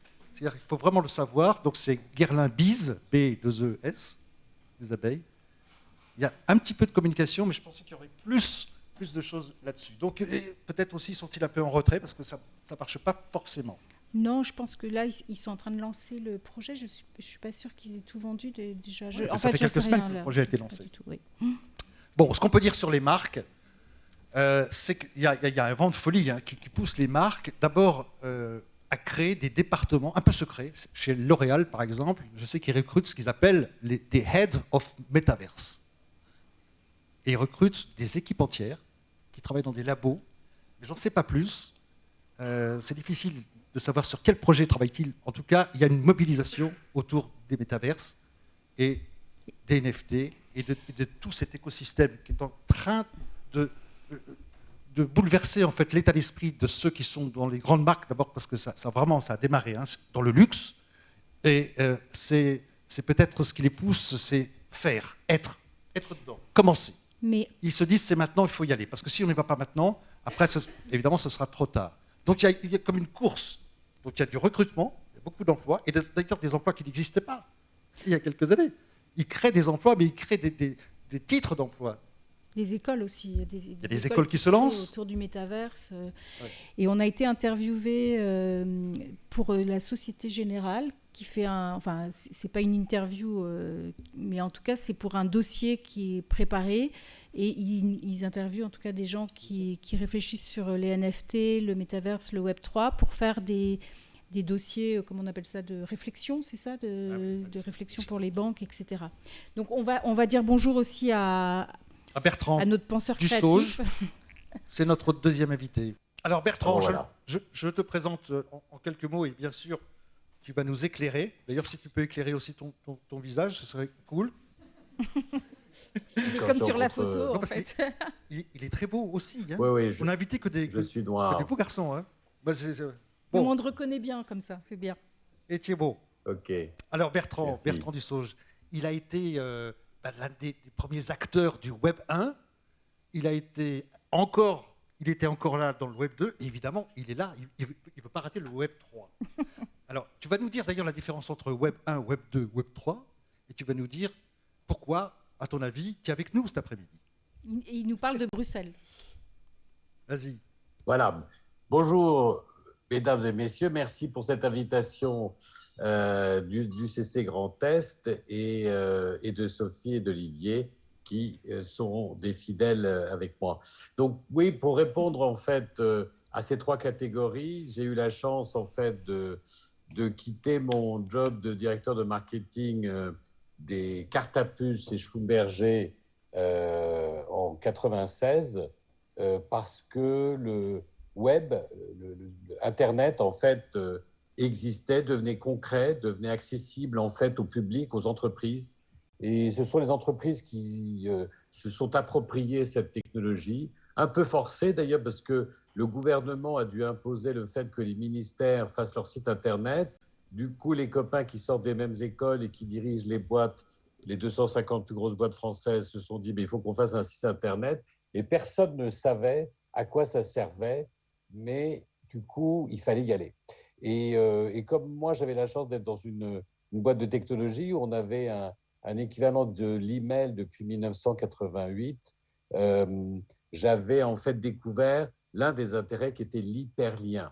Et cet hyperlien allait avoir des conséquences dans mon analyse de casser la lecture linéaire qu'on avait l'habitude d'avoir. On tourne un livre page après page, un dossier page après page.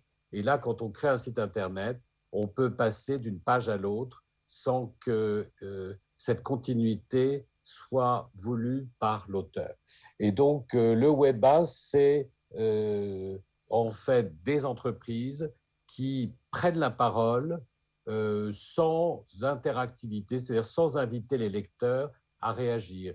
Donc, c'est du one-to-many. Et à l'époque, je sais que je me battais parce qu'ils voulaient en fait afficher sur leur site Internet que leur brochure et leur catalogue en PDF. Ils ne voyaient pas l'intérêt de faire autre chose.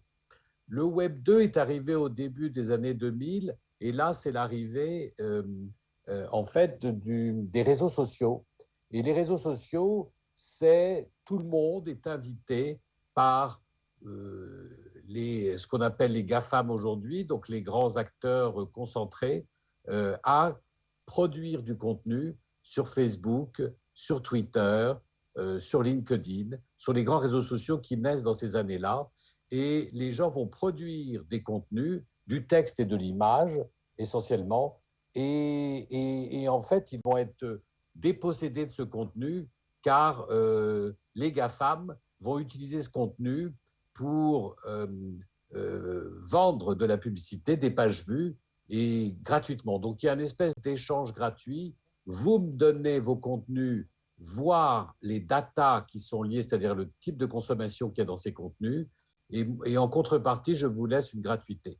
Aujourd'hui, ça commence à être remis en cause parce qu'il y a des philosophes, il y a des personnes qui réfléchissent sur le fait que finalement les datas nous appartiennent, les traces que l'on laisse quand on va dans un magasin, dans un supermarché et qu'on fait des achats, lorsqu'on va sur les réseaux sociaux et qu'on clique sur des contenus, eh bien, on laisse des datas qui valent de l'argent et qui nous rapportent rien. Et c'est pour ça que le Web 3, en fait, arrive, je dirais, sans qu'on le sache, depuis l'arrivée du Bitcoin. Le Bitcoin va être en fait une rupture dans laquelle qu'on découvre, que le grand public découvre aujourd'hui, c'est-à-dire c'est le fait d'avoir une décentralisation. Il va y avoir en fait une perte de confiance des États, des gouvernements, des relations qu'on peut avoir, et on voit dans les dernières élections la distance que les jeunes prennent dans cet engagement de voter, par exemple, parce qu'il y a une défiance. Et cette décentralisation a permis de créer une monnaie sans qu'une banque centrale soit derrière, sans que des sous-jacents soient derrière. Et aujourd'hui, elle existe depuis plus de 10 ans. Et on sait aujourd'hui, avec les milliards qu'elle brasse, qu'elle ne peut plus disparaître. Alors, il y a d'autres crypto-monnaies qui ont été créées. Comme vous le disiez, il y en a qui peuvent disparaître. Donc, il y en a une qui a disparu il y a 15 jours.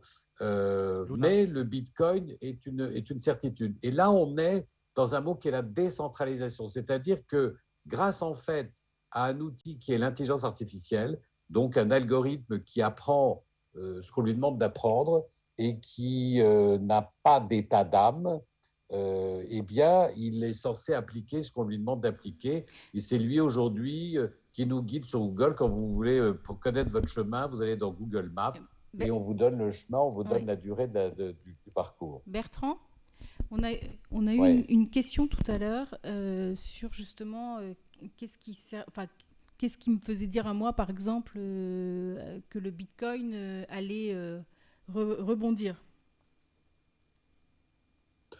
Ah oui, non, mais le Bitcoin, il ne va pas cesser. Là, en fait, si on regarde le Bitcoin sur 10 ans, il n'a pas arrêté de monter et de disparaître. Et d'ailleurs, l'arrivée des cryptos, des tokens, des NFT, les premiers NFT, en fait, sont arrivés dans les années 2017-2018 parce qu'il y avait beaucoup d'argent. Les investisseurs en crypto-monnaie avaient gagné beaucoup d'argent. Le Bitcoin coûtait très cher, l'Ethereum coûtait très cher. Donc, il y avait beaucoup d'argent. Et du coup, il y a des gens qui se sont mis à acheter des images de singes, maintenant de pandas, ou n'importe quelle image, pour les collectionner, sachant que effectivement, ces NFT sont quand même reliés, ils empruntent la blockchain d'une crypto-monnaie. Donc, il faut voir que ces images, je ne vais pas appeler des œuvres d'art, je pense qu'il n'y en a pas encore, il commence à y en avoir, mais il y en a quasiment peu. On est plus sur des effets de collection et surtout des effets de spéculation. Et il y a des gens qui préfèrent acheter une petite image avec un singe qui fume, qui est adossée à une valeur en Ethereum, et c'est la valeur en Ethereum qui intéresse en fait l'investisseur plus que le petit singe. Okay. Donc voilà. Bertrand, pour que tout le monde comprenne bien ce que tu fais aujourd'hui, toi tu vis dans le Web 3, tu vis du Web 3, tu gagnes ta vie aujourd'hui avec le Web 3 ? Oui, alors je commence à la gagner, donc je dirais que je continue. En fait, j'accompagne les patrons d'entreprise, les dirigeants, sur des actions vis-à-vis des technologies. Donc moi, je leur ai permis d'avoir leur premier site internet et intranet. Donc j'ai eu la chance dans les années 90, pour s'en rappeler, j'ai quand même conseillé M. Serge Kampf chez Capgemini pour refondre le site intranet. À la même époque, j'ai eu l'idée du premier site internet du Stade de France pour la Coupe du Monde. Et je rebondis parce que vous avez parlé de Roland-Garros là récemment, et l'idée était toute simple. Le site du Stade de France avait quasiment aucune chance d'avoir de l'audience à côté des grands médias, des grandes télés, parce qu'ils allaient tous, c'était à celui qui allait dire but le premier, donc il fallait aller ailleurs. Et le Stade de France a cette particularité d'avoir des loges, comme à Roland-Garros. Et donc, comme j'avais un contrat avec le Stade de France, j'avais un journaliste qui circulait dans les loges et qui interviewait les personnalités. Je me rappelle d'une interview de Sean Connery à l'époque, qui était dans une loge, et on avait l'exclusivité sur ses réactions en temps réel pendant le match, ce qui fait qu'on a une audience qui a explosé grâce à ça à l'époque. Et aujourd'hui, on pourrait aujourd'hui en fait les encapsuler dans des mini-vidéos et en faire des NFT à collectionner. Alors, je voudrais qu'on parle ensemble, moi, d'utilité. Est-ce que tu peux nous dire que les chefs d'entreprise que tu vois, que tu conseilles, sont intéressés par ça, ou plus que ça, sont presque obsédés par l'utilité d'entrer dans un métaverse, par exemple, ou d'acheter des NFT? Non, alors il y en a, en fait, je dirais qu'il y a deux catégories. Il y a le monde du luxe, essentiellement aujourd'hui, le monde de l'alimentation et le monde de l'habillement, qui sont très investisseurs, et le monde de la finance, qui sont très investisseurs dans le métaverse et qui s'y engagent avec des conseillers quasiment pour eux.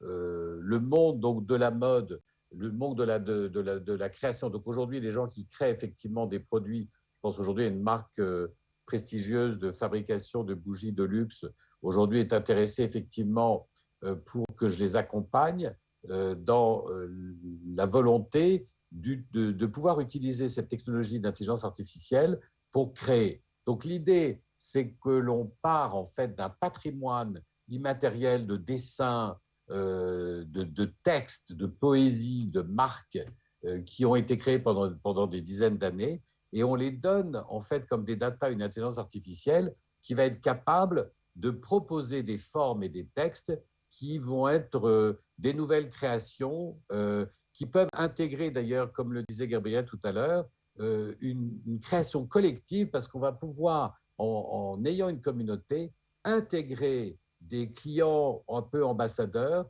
pour qu'ils viennent donner leur avis sur le profil du produit, sur les retours que l'algorithme peut donner. Vous voyez, cet acte de création. Et donc, ça les intéresse parce qu'en fait, ça permet à des marques de continuer à créer dans le monde physique. Donc, vous allez créer de nouvelles bougies avec un nouveau design, et le design, en fait, va être fait par un artiste programmé qui est cette intelligence artificielle. Mais vous allez pouvoir aussi créer une collection numérique en créant une rareté que Gabriel a expliqué tout à l'heure. Vous créez une rareté sur des doubles numériques, et effectivement, quand vous avez une image numérotée d'une bougie, eh bien, elle peut vous donner le droit à avoir accès à la vente d'une nouvelle bougie avant Noël, et vous allez avoir 10 jours pour l'acheter et en avant-première, avec éventuellement une remise, avec la rencontre des créatifs.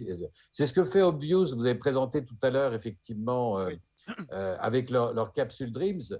Mais Obvious, ils impliquent, ils envoient systématiquement à leurs collectionneurs, une semaine avant, les nouvelles NFT qu'ils vont lancer pour donner un avantage. Donc, c'est le gros avantage du NFT, c'est que cette révolution, c'est que jusqu'à maintenant sur Internet, toutes les images, tout le monde pouvait les voler, tout le monde pouvait les récupérer, même des noms de marques. Moi, je vais sur le site d'une marque, je télécharge son logo, je télécharge ses produits, je télécharge ses images. Toutes les images des musées du British Museum ou du Louvre sont disponibles depuis des années sur Internet. Donc, il n'y a pas tellement de choses nouvelles. Après, justement, si on en fait une NFT, c'est-à-dire que si on fait un coup de tampon comme un notaire numérique sur tel NFT, d'un seul coup, on a quelque chose dont l'authenticité est reconnue et la traçabilité. Et c'est intéressant par rapport au monde de l'art et de la créativité, c'est que l'origine d'un tableau est toujours importante. Qui a possédé ce tableau? L'historique des propriétaires du tableau font partie de la valeur de l'œuvre. Et là, incroyablement, pour ceux qui sont un peu familiers avec l'art, vous savez peut-être que les grands artistes font réaliser ce qu'on appelle des catalogues raisonnés, qui sont donc des livres qui reprennent l'ensemble de leurs œuvres pour n'en oublier aucune, en donnant toutes les explications qu'il peut y avoir derrière. Et bien là, quand vous créez une première collection sur le Web3 avec des NFT, vous avez en fait l'équivalent d'un catalogue raisonné, puisqu'il va y avoir avec le smart contract l'historicité de ce qui va arriver à ce que vous créez pendant toute votre vie. Oui, puis ça on n'en avait pas, on l'avait pas noté. C'est-à-dire que effectivement, ça donne le certificat d'authenticité pour tous les créateurs qui mintent une œuvre en ligne. Automatiquement, le certificat d'authenticité est immuable, infalsifiable sur la blockchain. C'est-à-dire que du coup, il faut même faire attention parce que si vous vous trompez, vous pouvez absolument plus jamais revenir en arrière. Donc, du coup, c'est là où il y a souvent des petits bugs. C'est que Au départ, les gens vont trop vite et il y a des petits problèmes parce qu'on ne peut jamais revenir en arrière parce que c'est ce qui fait l'authenticité, c'est que c'est infalsifiable, immuable et on ne peut pas revenir en arrière. Alors, il y a quand même, il y a quand même, Sophie, des problèmes de sécurité. Il y a des petits voyous, hein, sur... mais oui, comme partout. Bertrand, est-ce que tu peux nous dire un mot justement sur d'abord les erreurs à éviter, les pièges à ne pas tomber, et à quoi faut-il faire attention pour ne pas se faire piquer son portefeuille numérique? Oui, alors là j'ai une approche que je veux simplifier au maximum parce qu'il doit y avoir des gens dans la salle qui nous écoutent et en ligne qui sont affolés en se disant c'est un monde de dingue, je ne sais pas comment je vais aller là-dedans. La première chose, c'est que je pense que les gens qui s'y intéressent, notamment les entreprises, il y a des formations qui commencent à arriver. Moi, je pense qu'il faut suivre une formation de 2 journées, une ou 2 journées par mois, de manière à avoir un accompagnement sur le fait de s'investir dans un projet numérique. L'investissement, là, il est simple. Il faut, à mon sens, il y a effectivement énormément de voleurs, de hackers, de gens extrêmement brillants sur le sujet. Donc, c'est pour ça qu'aujourd'hui, je recommande aux entreprises avec lesquelles je travaille de préenregistrer les images qui sont créées sur une plateforme qui a été développée par une société française qui a déposé un brevet qui s'appelle KeyX, K3EX, et qui permet en fait de préenregistrer une NFT en attendant de la mettre en vente sur une plateforme.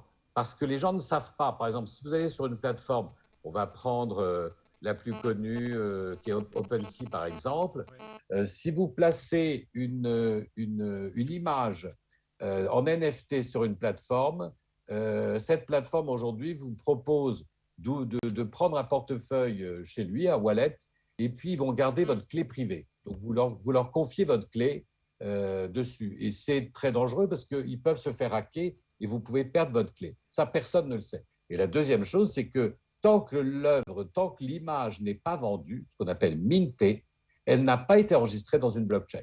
Et donc, votre œuvre est copiable et on peut la récupérer. C'est pour ça que le fait de préenregistrer une série d'images chez KeyX vous permet en fait de les protéger. Et en plus, elles sont backupées sur la blockchain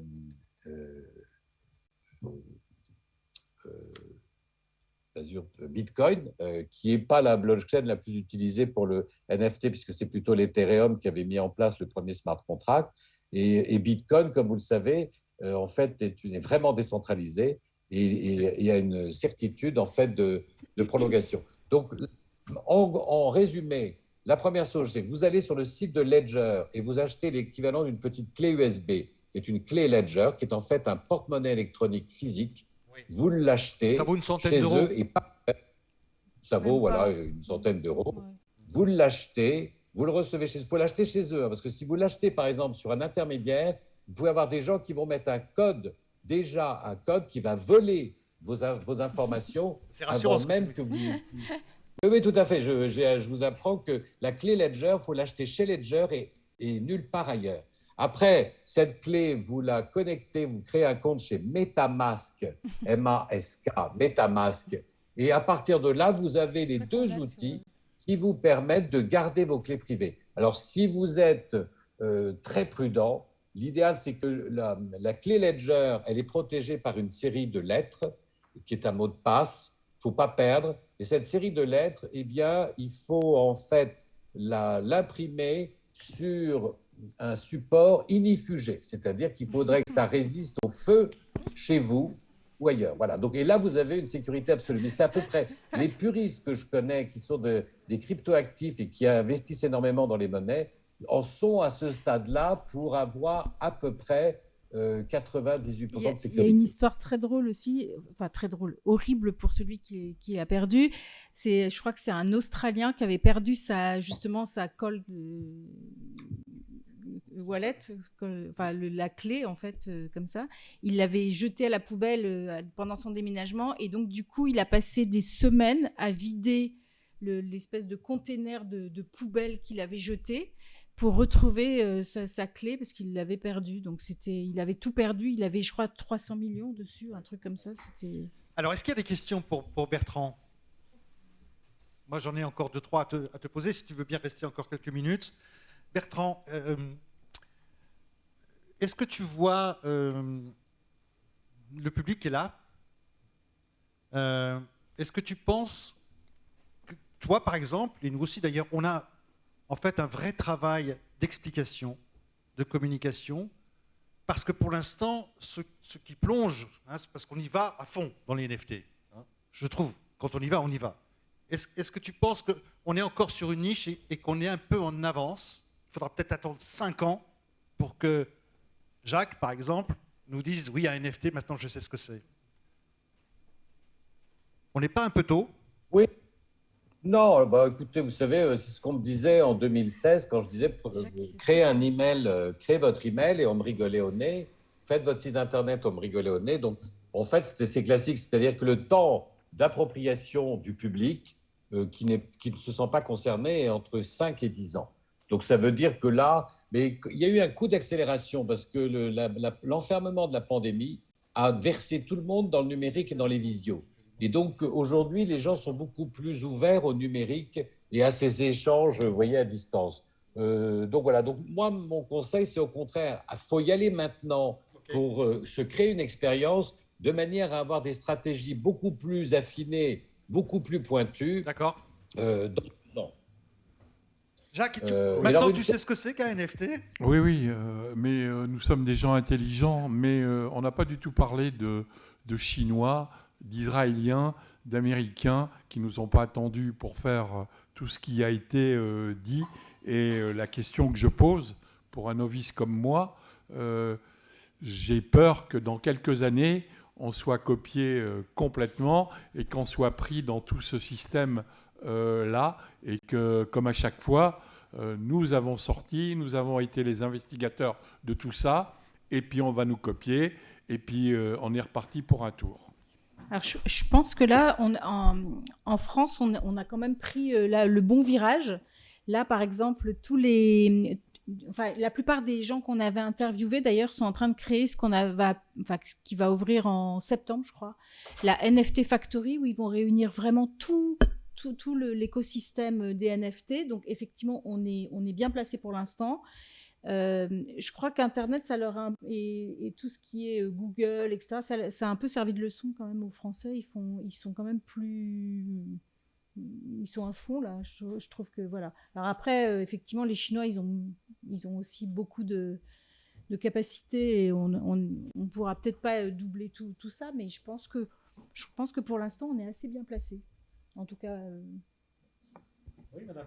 Du coup, je me permets juste de rebondir. Dans ces cas-là, pourquoi est-ce qu'on a une Christine Lagarde qui dit que les crypto-monnaies, c'est juste de la spéculation et un certain nombre de responsables politiques qui nous disent que de toute façon, tout ça, c'est juste du jeu et c'est pas pour de vrai. Et donc, du coup, il n'y a aucun avenir là-dedans, quoi. En même temps, c'est décentralisé. Ils ont pas tellement la main mise sur Mais c'est pareil avec les réseaux sociaux. Hein. Les réseaux sociaux, ça a fait aussi perdre du pouvoir à des médias traditionnels qui étaient plutôt faciles à contrôler pour des gouvernements. Le problème, c'est ça, c'est que les GAFAM se sont installés justement parce qu'il y avait des pouvoirs, il y avait aussi en Europe moins d'accompagnement qu'aux États-Unis sur ces structures-là. Hein. Oui, c'est vrai. Moi, j'ai été aussi choqué par cette déclaration hier de Christine Lagarde, donc présidente de la Banque Centrale Européenne. Les cryptos, ça vaut rien. Bon, elle dit par ailleurs que son fils est, par contre, est fan des cryptos, mais qu'il est libre. Mais Olivier, qui dit la vérité? C'est ce que dit madame. Oui. Je comprends très bien ce qu'elle dit. Mais bon, tu as une personne importante qui vient de dire ce que madame vient de dire. Et moi qui suis novice, je crois qui là? On en revient au Covid. Un, c'est bon. L'autre, il faut se faire opérer. Il faut se faire piquer. Il ne faut pas se faire piquer. Et tout. On sait plus où on va. Et c'est ça dont je voulais parler. Parlons-en. D'un autre côté, que vaut l'euro aujourd'hui, que vaut le dollar aujourd'hui? C'est exactement la même question. Bon, et les banques aussi voient arriver un peu les crypto-actifs comme finalement des concurrents. Bertrand, qu'est-ce que tu en penses sur cette question? Oui, non, la question est légitime. Il faut voir aujourd'hui que le courant, depuis l'arrivée du Bitcoin il y a 10 ans, est un courant qu'on pourrait appeler anarchique. C'est-à-dire que c'est un courant anti-gouvernemental.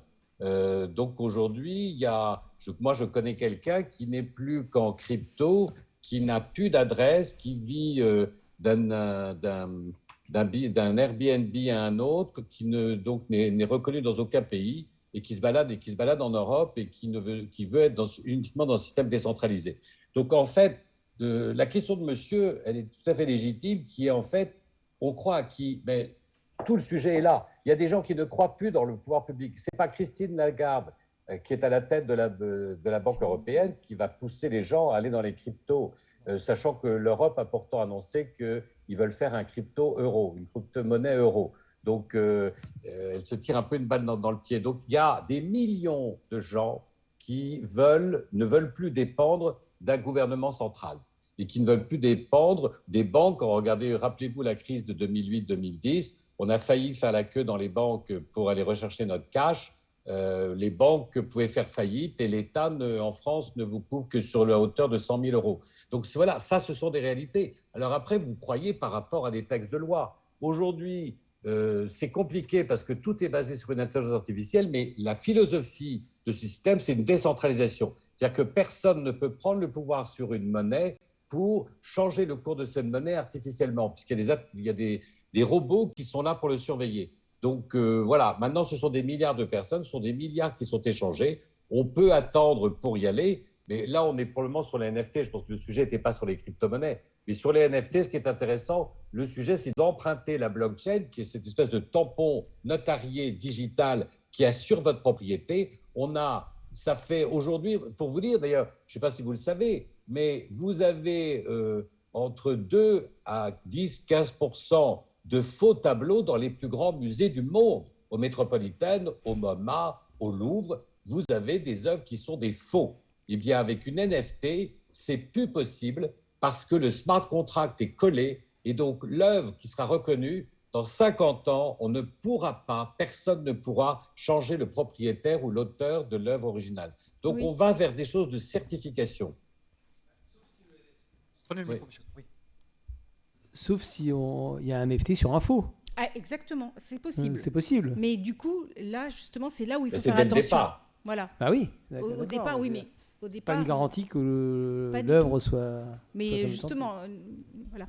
Mais par exemple, c'est la même chose pour les, par exemple, un sac Hermès, par exemple, le certificat d'authenticité. Imaginons que une femme a un sac Hermès, elle veut le revendre. Elle a perdu son certificat d'authenticité. Pour le vendre, elle est obligée d'aller dans la boutique et le faire certifier par la boutique. Là, il sera finalement, il y aura un certificat qui sera attaché au sac, c'est-à-dire qu'il sera oui, il y a un encrypté. QR code. Ouais. Soit un QR code, soit il y a d'autres, enfin il y a plusieurs systèmes en fait, mais ça existe déjà. Aujourd'hui, il y a une marque qui accompagne justement une société avec Kix et qui met des systèmes de QR code, ce qui fait que vous avez un QR code qui est collé sur votre sac Hermès ou n'importe quel produit, ou même on fait ça sur du mouton cadet, des grands vins, et vous avez un QR code qui donne la date de fabrication et tout le transport, où est-ce qu'il est transporté, où est-ce qu'il a été stocké, et ainsi de suite. Vous pouvez même acheter donc des collections de vins en crypto-actifs, vous voyez, en NFT, et décider finalement, au lieu d'aller le chercher 5 à 10 ans plus tard quand il a vieilli, de revendre le jeton que vous avez, le token que vous avez acheté sur ce vin, le NFT, et vous allez le revendre parce qu'en fait, le prix de la bouteille a monté. Et vous allez le vendre tout ça virtuellement puisque vous ne serez jamais allé chercher vos bouteilles. Vous voyez, donc c'est ça qui est assez magique. Et je voulais juste mettre un petit point, justement, donner quand même des exemples. Le point clé dans lequel il faut croire, parce que tout est une question effectivement de confiance. Et la confiance, aujourd'hui, en fait, étonnamment, elle doit être dans les algorithmes d'intelligence artificielle. Et monsieur disait, la France va être les dindons de la farce par rapport aux Chinois et aux Américains. Je ne le crois pas pour une fois et pour une bonne raison, c'est que ce sont des data analystes. Aujourd'hui, il faut être des grands mathématiciens pour produire des algorithmes qui sont capables qui sont ceux qu'on utilise aujourd'hui. Et les premiers artistes dont vous avez cité, Obvious, a été connu en 2018 parce qu'ils avaient créé une des premières œuvres avec un algorithme, et Christie's les a vendus à New York. D'une œuvre qui était à 10 000 euros, elle est passée à plus de 370 000 $ en l'espace d'un an. On a d'autres Français aujourd'hui qui sont actifs et qui font des poèmes avec l'intelligence artificielle. Et cet outil d'intelligence artificielle, c'est la clé. Et c'est la clé que les entreprises doivent s'approprier. il faut, vous voyez, aujourd'hui, alors il y a une très belle phrase, il y a un artiste allemand qui s'appelait Joseph Beuys et qui avait déclaré, en fait, tout le monde peut être artiste, tout le monde a une créativité. Un artiste, c'est quelqu'un qui a une pensée, donc c'est propre à l'homme, donc c'est avoir une pensée, et ensuite on a un langage pour exprimer sa pensée, et cette pensée est une représentation du monde. Et on a tous une représentation du monde différente. Les artistes sont reconnus parce qu'ils sont capables de montrer quelque chose qui est invisible, et eux le voient, et ils vont trouver la forme pour la représenter. Et c'est ça qui va toucher, en fait, des collectionneurs dans ce processus de création. Mais quand vous êtes dans une entreprise, aujourd'hui, on peut demander, pour par exemple, déclarer les engagements sociaux, environnementaux, les valeurs de l'entreprise. Aujourd'hui, on peut très bien récupérer les pensées individuelles de chacun des employés dans une entreprise à partir d'un questionnaire que moi j'ai mis au point qui permet d'avoir des traits particuliers de la vision du monde que chacun va avoir, et chacune des visions est respectable. Et d'ailleurs, la grande distinction avec l'intelligence artificielle, c'est que l'homme est faillible et l'intelligence artificielle normalement ne l'est pas. Donc il y a des gens qui disent un jour l'intelligence artificielle va tout faire et l'homme ne sera plus nécessaire. C'est pas vrai, parce que l'homme, pour qu'il existe, il faut qu'il ait une faille. Et c'est la faille dans l'homme qui fait la beauté de l'artiste. Eh bien, aujourd'hui, tous les employés d'une entreprise peuvent travailler sur un protocole pour créer, en fait, échanger leur vision, et une intelligence artificielle va être capable de reformuler dans un texte intelligible, avec des formes esthétiques, plastiques, des sculptures, des images, toute une série d'outils de communication qui vont pouvoir être partagés en interne et avec les clients à l'extérieur. Et c'est une opportunité extraordinaire, et la France est très bien placée pour le faire, parce que justement, cette notion de valeur et cette notion d'écoute, ce principe démocratique de donner la parole à tout le monde. D'ailleurs, il y a, je ne sais pas si vous savez, le dernier projet parmi les nombreux projets d'Obvious, figurez-vous qu'Obvious a demandé à toutes les femmes de France qui le veuillent bien de donner la photo de leur visage pour créer la prochaine Marianne. Je l'ai fait. La prochaine Marianne ne serait plus Laetitia Casta, ne serait plus Catherine Deneuve, ne serait plus les grandes stars qu'on a pu choisir, mais ce serait le visage en commun de toutes les femmes françaises. Je trouve que le projet est intéressant, et il n'y a qu'une intelligence artificielle qui peut créer quelque chose à partir de milliers de data. Ouais, c'est génial. D'Ivoire, en t'écoutant, tu vois, Bertrand, je regarde les couleurs qu'il y a sur l'image de droite. UCC Grand Est, que nous remercions d'ailleurs de nous avoir invités, est en rose. Et puis de l'autre côté, il y a l'UCM, il y a du bleu, il y a du vert, il y a du jaune. Il n'y a pas de rouge. Tout ça pour t'amener sur la dernière question. Et je voulais te demander, l'avenir des NFT, tu le vois de quelle couleur? Rose, moi, rose, je suis rouge ou vert? Non, ni l'un ni l'autre. Moi, je le vois bleu. Vous voyez. Donc, pour moi, c'est un bleu, c'est toujours le ciel. Je suis un fan du concept de Klein, qui s'est allongé un jour dans une prairie, qui a regardé le ciel et qui a trouvé ça merveilleux parce que c'était un appel au rêve. Il avait lu entre-temps Bachelard avec ses livres sur l'air et le songe. Et je trouve que le bleu, et d'ailleurs, vous savez, c'est la couleur préférée des Français. Et vous remarquerez que tous les hommes politiques, quand ils se présentent en public, ont un costume bleu et une cravate bleue. Donc, ce n'est pas le rouge. Le rouge, et vous ne le retrouvez plus sur les cravates des Américains, mais donc c'est le bleu. Donc, moi, c'est le bleu Klein, c'est le bleu Outre-mer, si je devais en choisir un. Merci beaucoup, Merci Bertrand. Merci. Voilà, on t'applaudit, tu vois. Merci à vous. Reste encore quelques minutes avec nous, parce que moi, je voudrais un peu vous sonder, mesdames et messieurs. Vous avez passé près de 2 heures. Donc, on parlait de 17 minutes, mais personne n'a fermé les yeux. Seulement 2 personnes sont parties, quand même. Mais il m'a semblé que vous étiez très, très attentifs. Il n'y a pas un ordinateur qui est posé sur la table. On t'a regardé les yeux dans les yeux. On vous a regardé aussi les yeux dans les yeux. Et avec aussi Gabriel Mamoumani tout à l'heure, c'était très intense. Donc, merci de votre attention. Mais j'ai encore 2-3 questions à vous poser, à vous, qui êtes en face de nous, si vous voulez bien répondre. Tenez, monsieur, par exemple. Qu'est-ce que vous retenez de ces 2 heures? Que j'ai encore beaucoup à apprendre. C'est l'impression que ça donne au départ, mais en fait, c'est un puits sans fond. Plus on apprend, plus on a envie d'apprendre, et plus on découvre tous les jours. Mais franchement, c'est intéressant. Tout n'est pas encore bien défini. Il y a encore beaucoup de choses. Il y a des zones grises. Il y a encore des problèmes de sécurité à régler. Il y a des problèmes aussi, par exemple, même en art, tout n'est pas très intéressant aujourd'hui. Je veux dire, il y a une petite minorité de projets passionnants. Le reste, c'est encore un peu n'importe quoi. Mais d'un autre côté, on voit se dessiner et se profiler quelque chose qui peut, en tout cas, changer des choses. Et si on l'utilise bien, ça peut être intéressant. Par exemple, le fait que ce soit décentralisé, que tout le monde ait la parole, etc., ça peut être passionnant. Le certificat d'authenticité en ligne aussi. Les royalties pour les artistes aussi, c'est nouveau. Allez, on va au fond de l'amphi, près du radiateur, près de la régie. Jeune homme, vous voyez qui je veux dire? Il s'est reconnu. Allez, qu'est-ce que vous retenez de ces 2 heures passées avec nous? Mais j'ai un peu l'impression que c'est spéculatif, mais pour l'instant, ça va pas plus loin. C'est le bilan que je m'en fais. En fait, pour l'instant, c'est spéculatif. En fait, il y a 2 choses qui ont joué aussi, c'est que, en fait, quand on achète, par exemple, un NFT, on peut jouer sur 2 leviers. Le levier du NFT sa valeur peut augmenter ou descendre, et la crypto qui peut descendre ou augmenter très fort. Et ceux qui ont acheté des NFT à un moment donné et qui ont eu des cryptos, et quand les 2 ont monté, vous imaginez, c'était hyper spéculatif.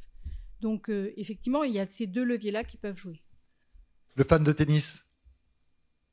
Micro, s'il vous plaît. Moi, je trouve ça génial. J'ai démarré ma carrière en 94 sur Internet.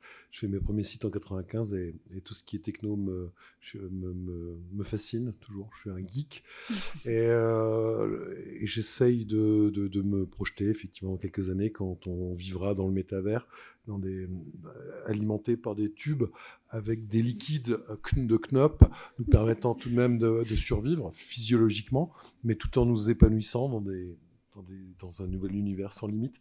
Vous êtes prêt à y aller, et ça me donne vraiment envie d'acheter une demeure à la campagne pour en même temps de faire de la permaculture avec des panneaux solaires photovoltaïques pour assurer ma subsistance lors du grand collapse qui est la prochaine étape. Mais, voilà. Moi, j'aurais une question. J'espère que Christophe sera d'accord avec moi. Nous sommes tous les 2 responsables d'écoles importantes à Strasbourg.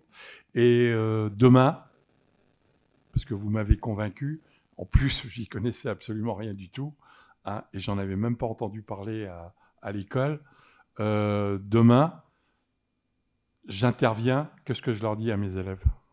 Acheter NFT mine d'or. Non. Non, mais de s'y intéresser au moins, de regarder. Après, ils ne seront pas tous... Ça peut se brûler. Surtout là, le papier. Alors, on va vous donner encore une petite info à propos du bouquin, justement, puisqu'on en parle. Ah oui. On va NFTiser la saison 2. En fait, pour la saison... NFTiser la saison 1 à travers une quinzaine de pages illustrées par les acteurs du crypto art. Est-ce qu'on a pris cette décision ensemble? Non, c'est décentralisé, j'ai le droit de parler aussi. Donc, on va créer un NFT et on va demander justement à des nouveaux acteurs et aux acteurs qui ont déjà participé, ceux qui posséderont ce NFT vont interviewer eux-mêmes ces acteurs-là ou vont interviewer ceux de la saison 1 pour voir comment leur projet s'est développé ou s'est transformé, etc. Parce qu'il y a des projets qui se sont complètement transformés. Et on va voir avec eux ce qui est justement comment ils perçoivent, c'est-à-dire par un autre prisme, par un autre focus que nous. Voilà. Voilà, on va aussi essayer de créer cette année Learning Lab NFT. Oui, et de créer un label en fait pour les NFT pour justement labelliser un petit peu et voir un petit peu comment on peut donner des critères en fait référencés pour ne pas se perdre dans tout ce Far West. Merci Sophie, merci à vous. Le mot de la fin, il est pour Frédéric.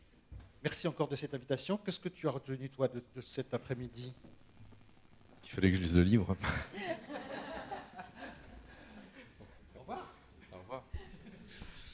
Merci à vous. Je pense que c'était très riche et merci pour les intervenants à distance aussi qui sont des experts. Et j'espère qu'effectivement on a poursuivi notre mission pour vous.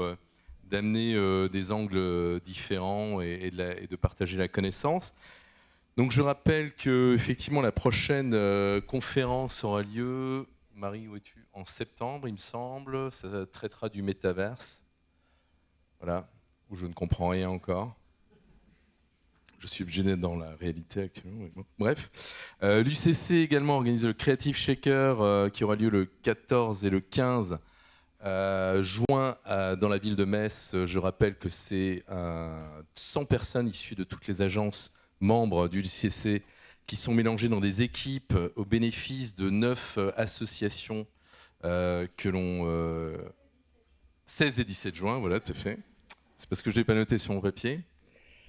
Voilà, donc l'idée effectivement pour l'UCC, ses membres et ses collaborateurs, c'est de vous apporter des éclairages par la connaissance, par le partage de la connaissance. Rejoignez l'UCM aussi s'il y a des annonceurs qui sont présents aujourd'hui, puisque c'est également animé de façon intéressante. Nous avons également tout un programme ouvert avec le Club de la Presse.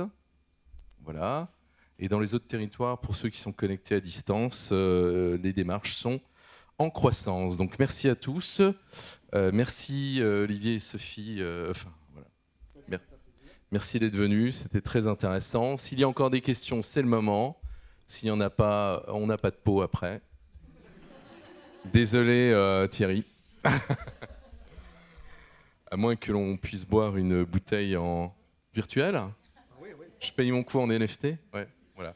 Donc s'il y a encore des questions, vous pouvez encore les poser. Je pense 2 minutes, un petit témoignage de fin. Autrement, Sophie, tu peux laisser ton téléphone. Oui. Bah, dites-nous.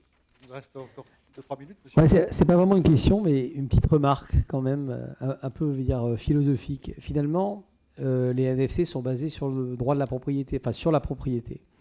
Et on vit une époque dans laquelle le phénomène de la location et l'absence de propriété se développe également. Et je dirais que là, il y a peut-être une lutte très intéressante aujourd'hui dans les nouveaux business, dans les nouveaux modèles économiques, et que l'avenir du NFT, il est peut-être lié aussi à ça, à l'avenir de la propriété. Et je ne suis pas sûr qu'on ait tellement de certitude là-dessus dans les années qui viennent. Alors exactement, moi je vais vous donner l'exemple d'une jeune femme qu'on a interviewée dans le livre aussi. Elle a une histoire assez rigolote. Elle s'appelle Ombline Rosset. Et en fait, au départ, elle était avocate au Luxembourg, donc avocate d'affaires dans un cabinet. Et passionnée par l'achat déjà des œuvres d'art physiques, donc, parce qu'elle venait d'une famille où il y avait des œuvres d'art physiques. Donc elle en avait acheté quelques-unes, et puis au début, elle habitait Versailles. Et quand elle a commencé à déménager, elle s'est rendue compte qu'en fait, c'était très compliqué quand on déménageait, quand on avait 25 ans, d'amener des œuvres d'art physiques. Et puis elle a commencé à acheter des NFT. Et du coup, elle est devenue dingue. C'est-à-dire qu'elle payait ses charges fixes, c'est-à-dire son appartement et enfin, tout ce qu'elle avait à payer comme facture. Et après tout, même un café, elle calculait pour aller acheter un NFT. Et elle a accumulé comme ça 2500 œuvres.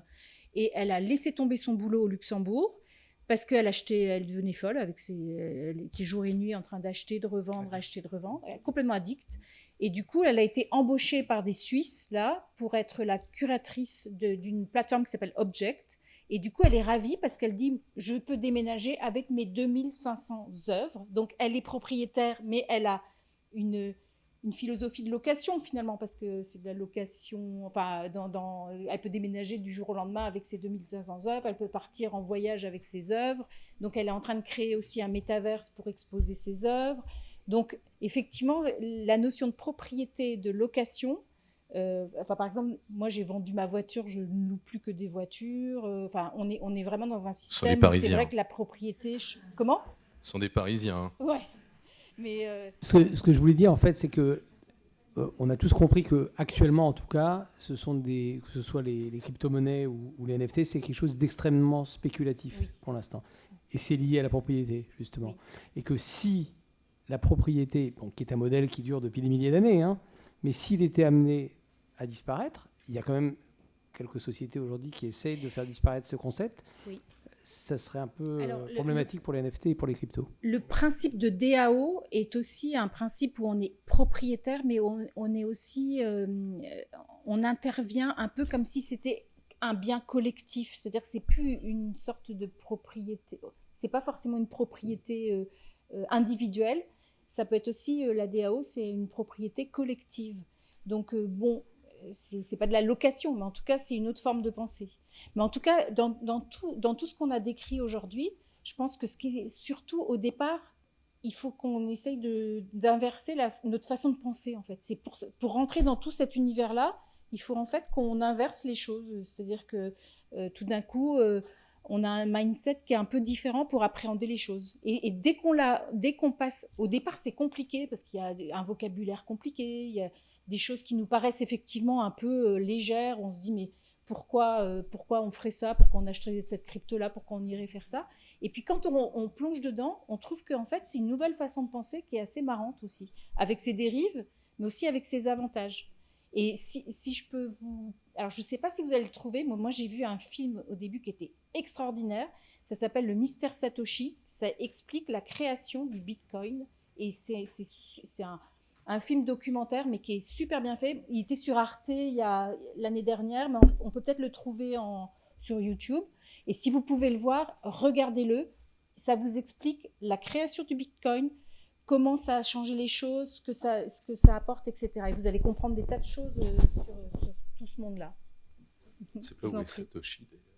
Comment ? Je ne sais pas s'il existe vraiment. Bah, voilà, on ne sait pas. Et voilà. Et il a quand même... on ne sait même pas s'il est mort. Enfin, et il détient, je crois, une bonne partie des bitcoins. Oui, voilà, c'est ça la question. J'aimerais qu'on applaudisse Sophie et Olivier. Merci beaucoup.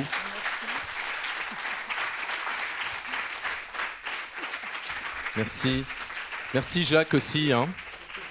Alors voilà, merci également aux techniciens et à Jacques Maresco et toute l'équipe de l'IRCAD. Et surtout à Marie, voilà, qui nous permettent de profiter de ce bel outil dans le cadre de notre syndicat bénévole, n'est-ce pas? Voilà, merci Marie. Voilà, à bientôt. Si vous avez des questions, je pense que vous restez disponible à titre individuel. Voilà. Merci à tous. Merci.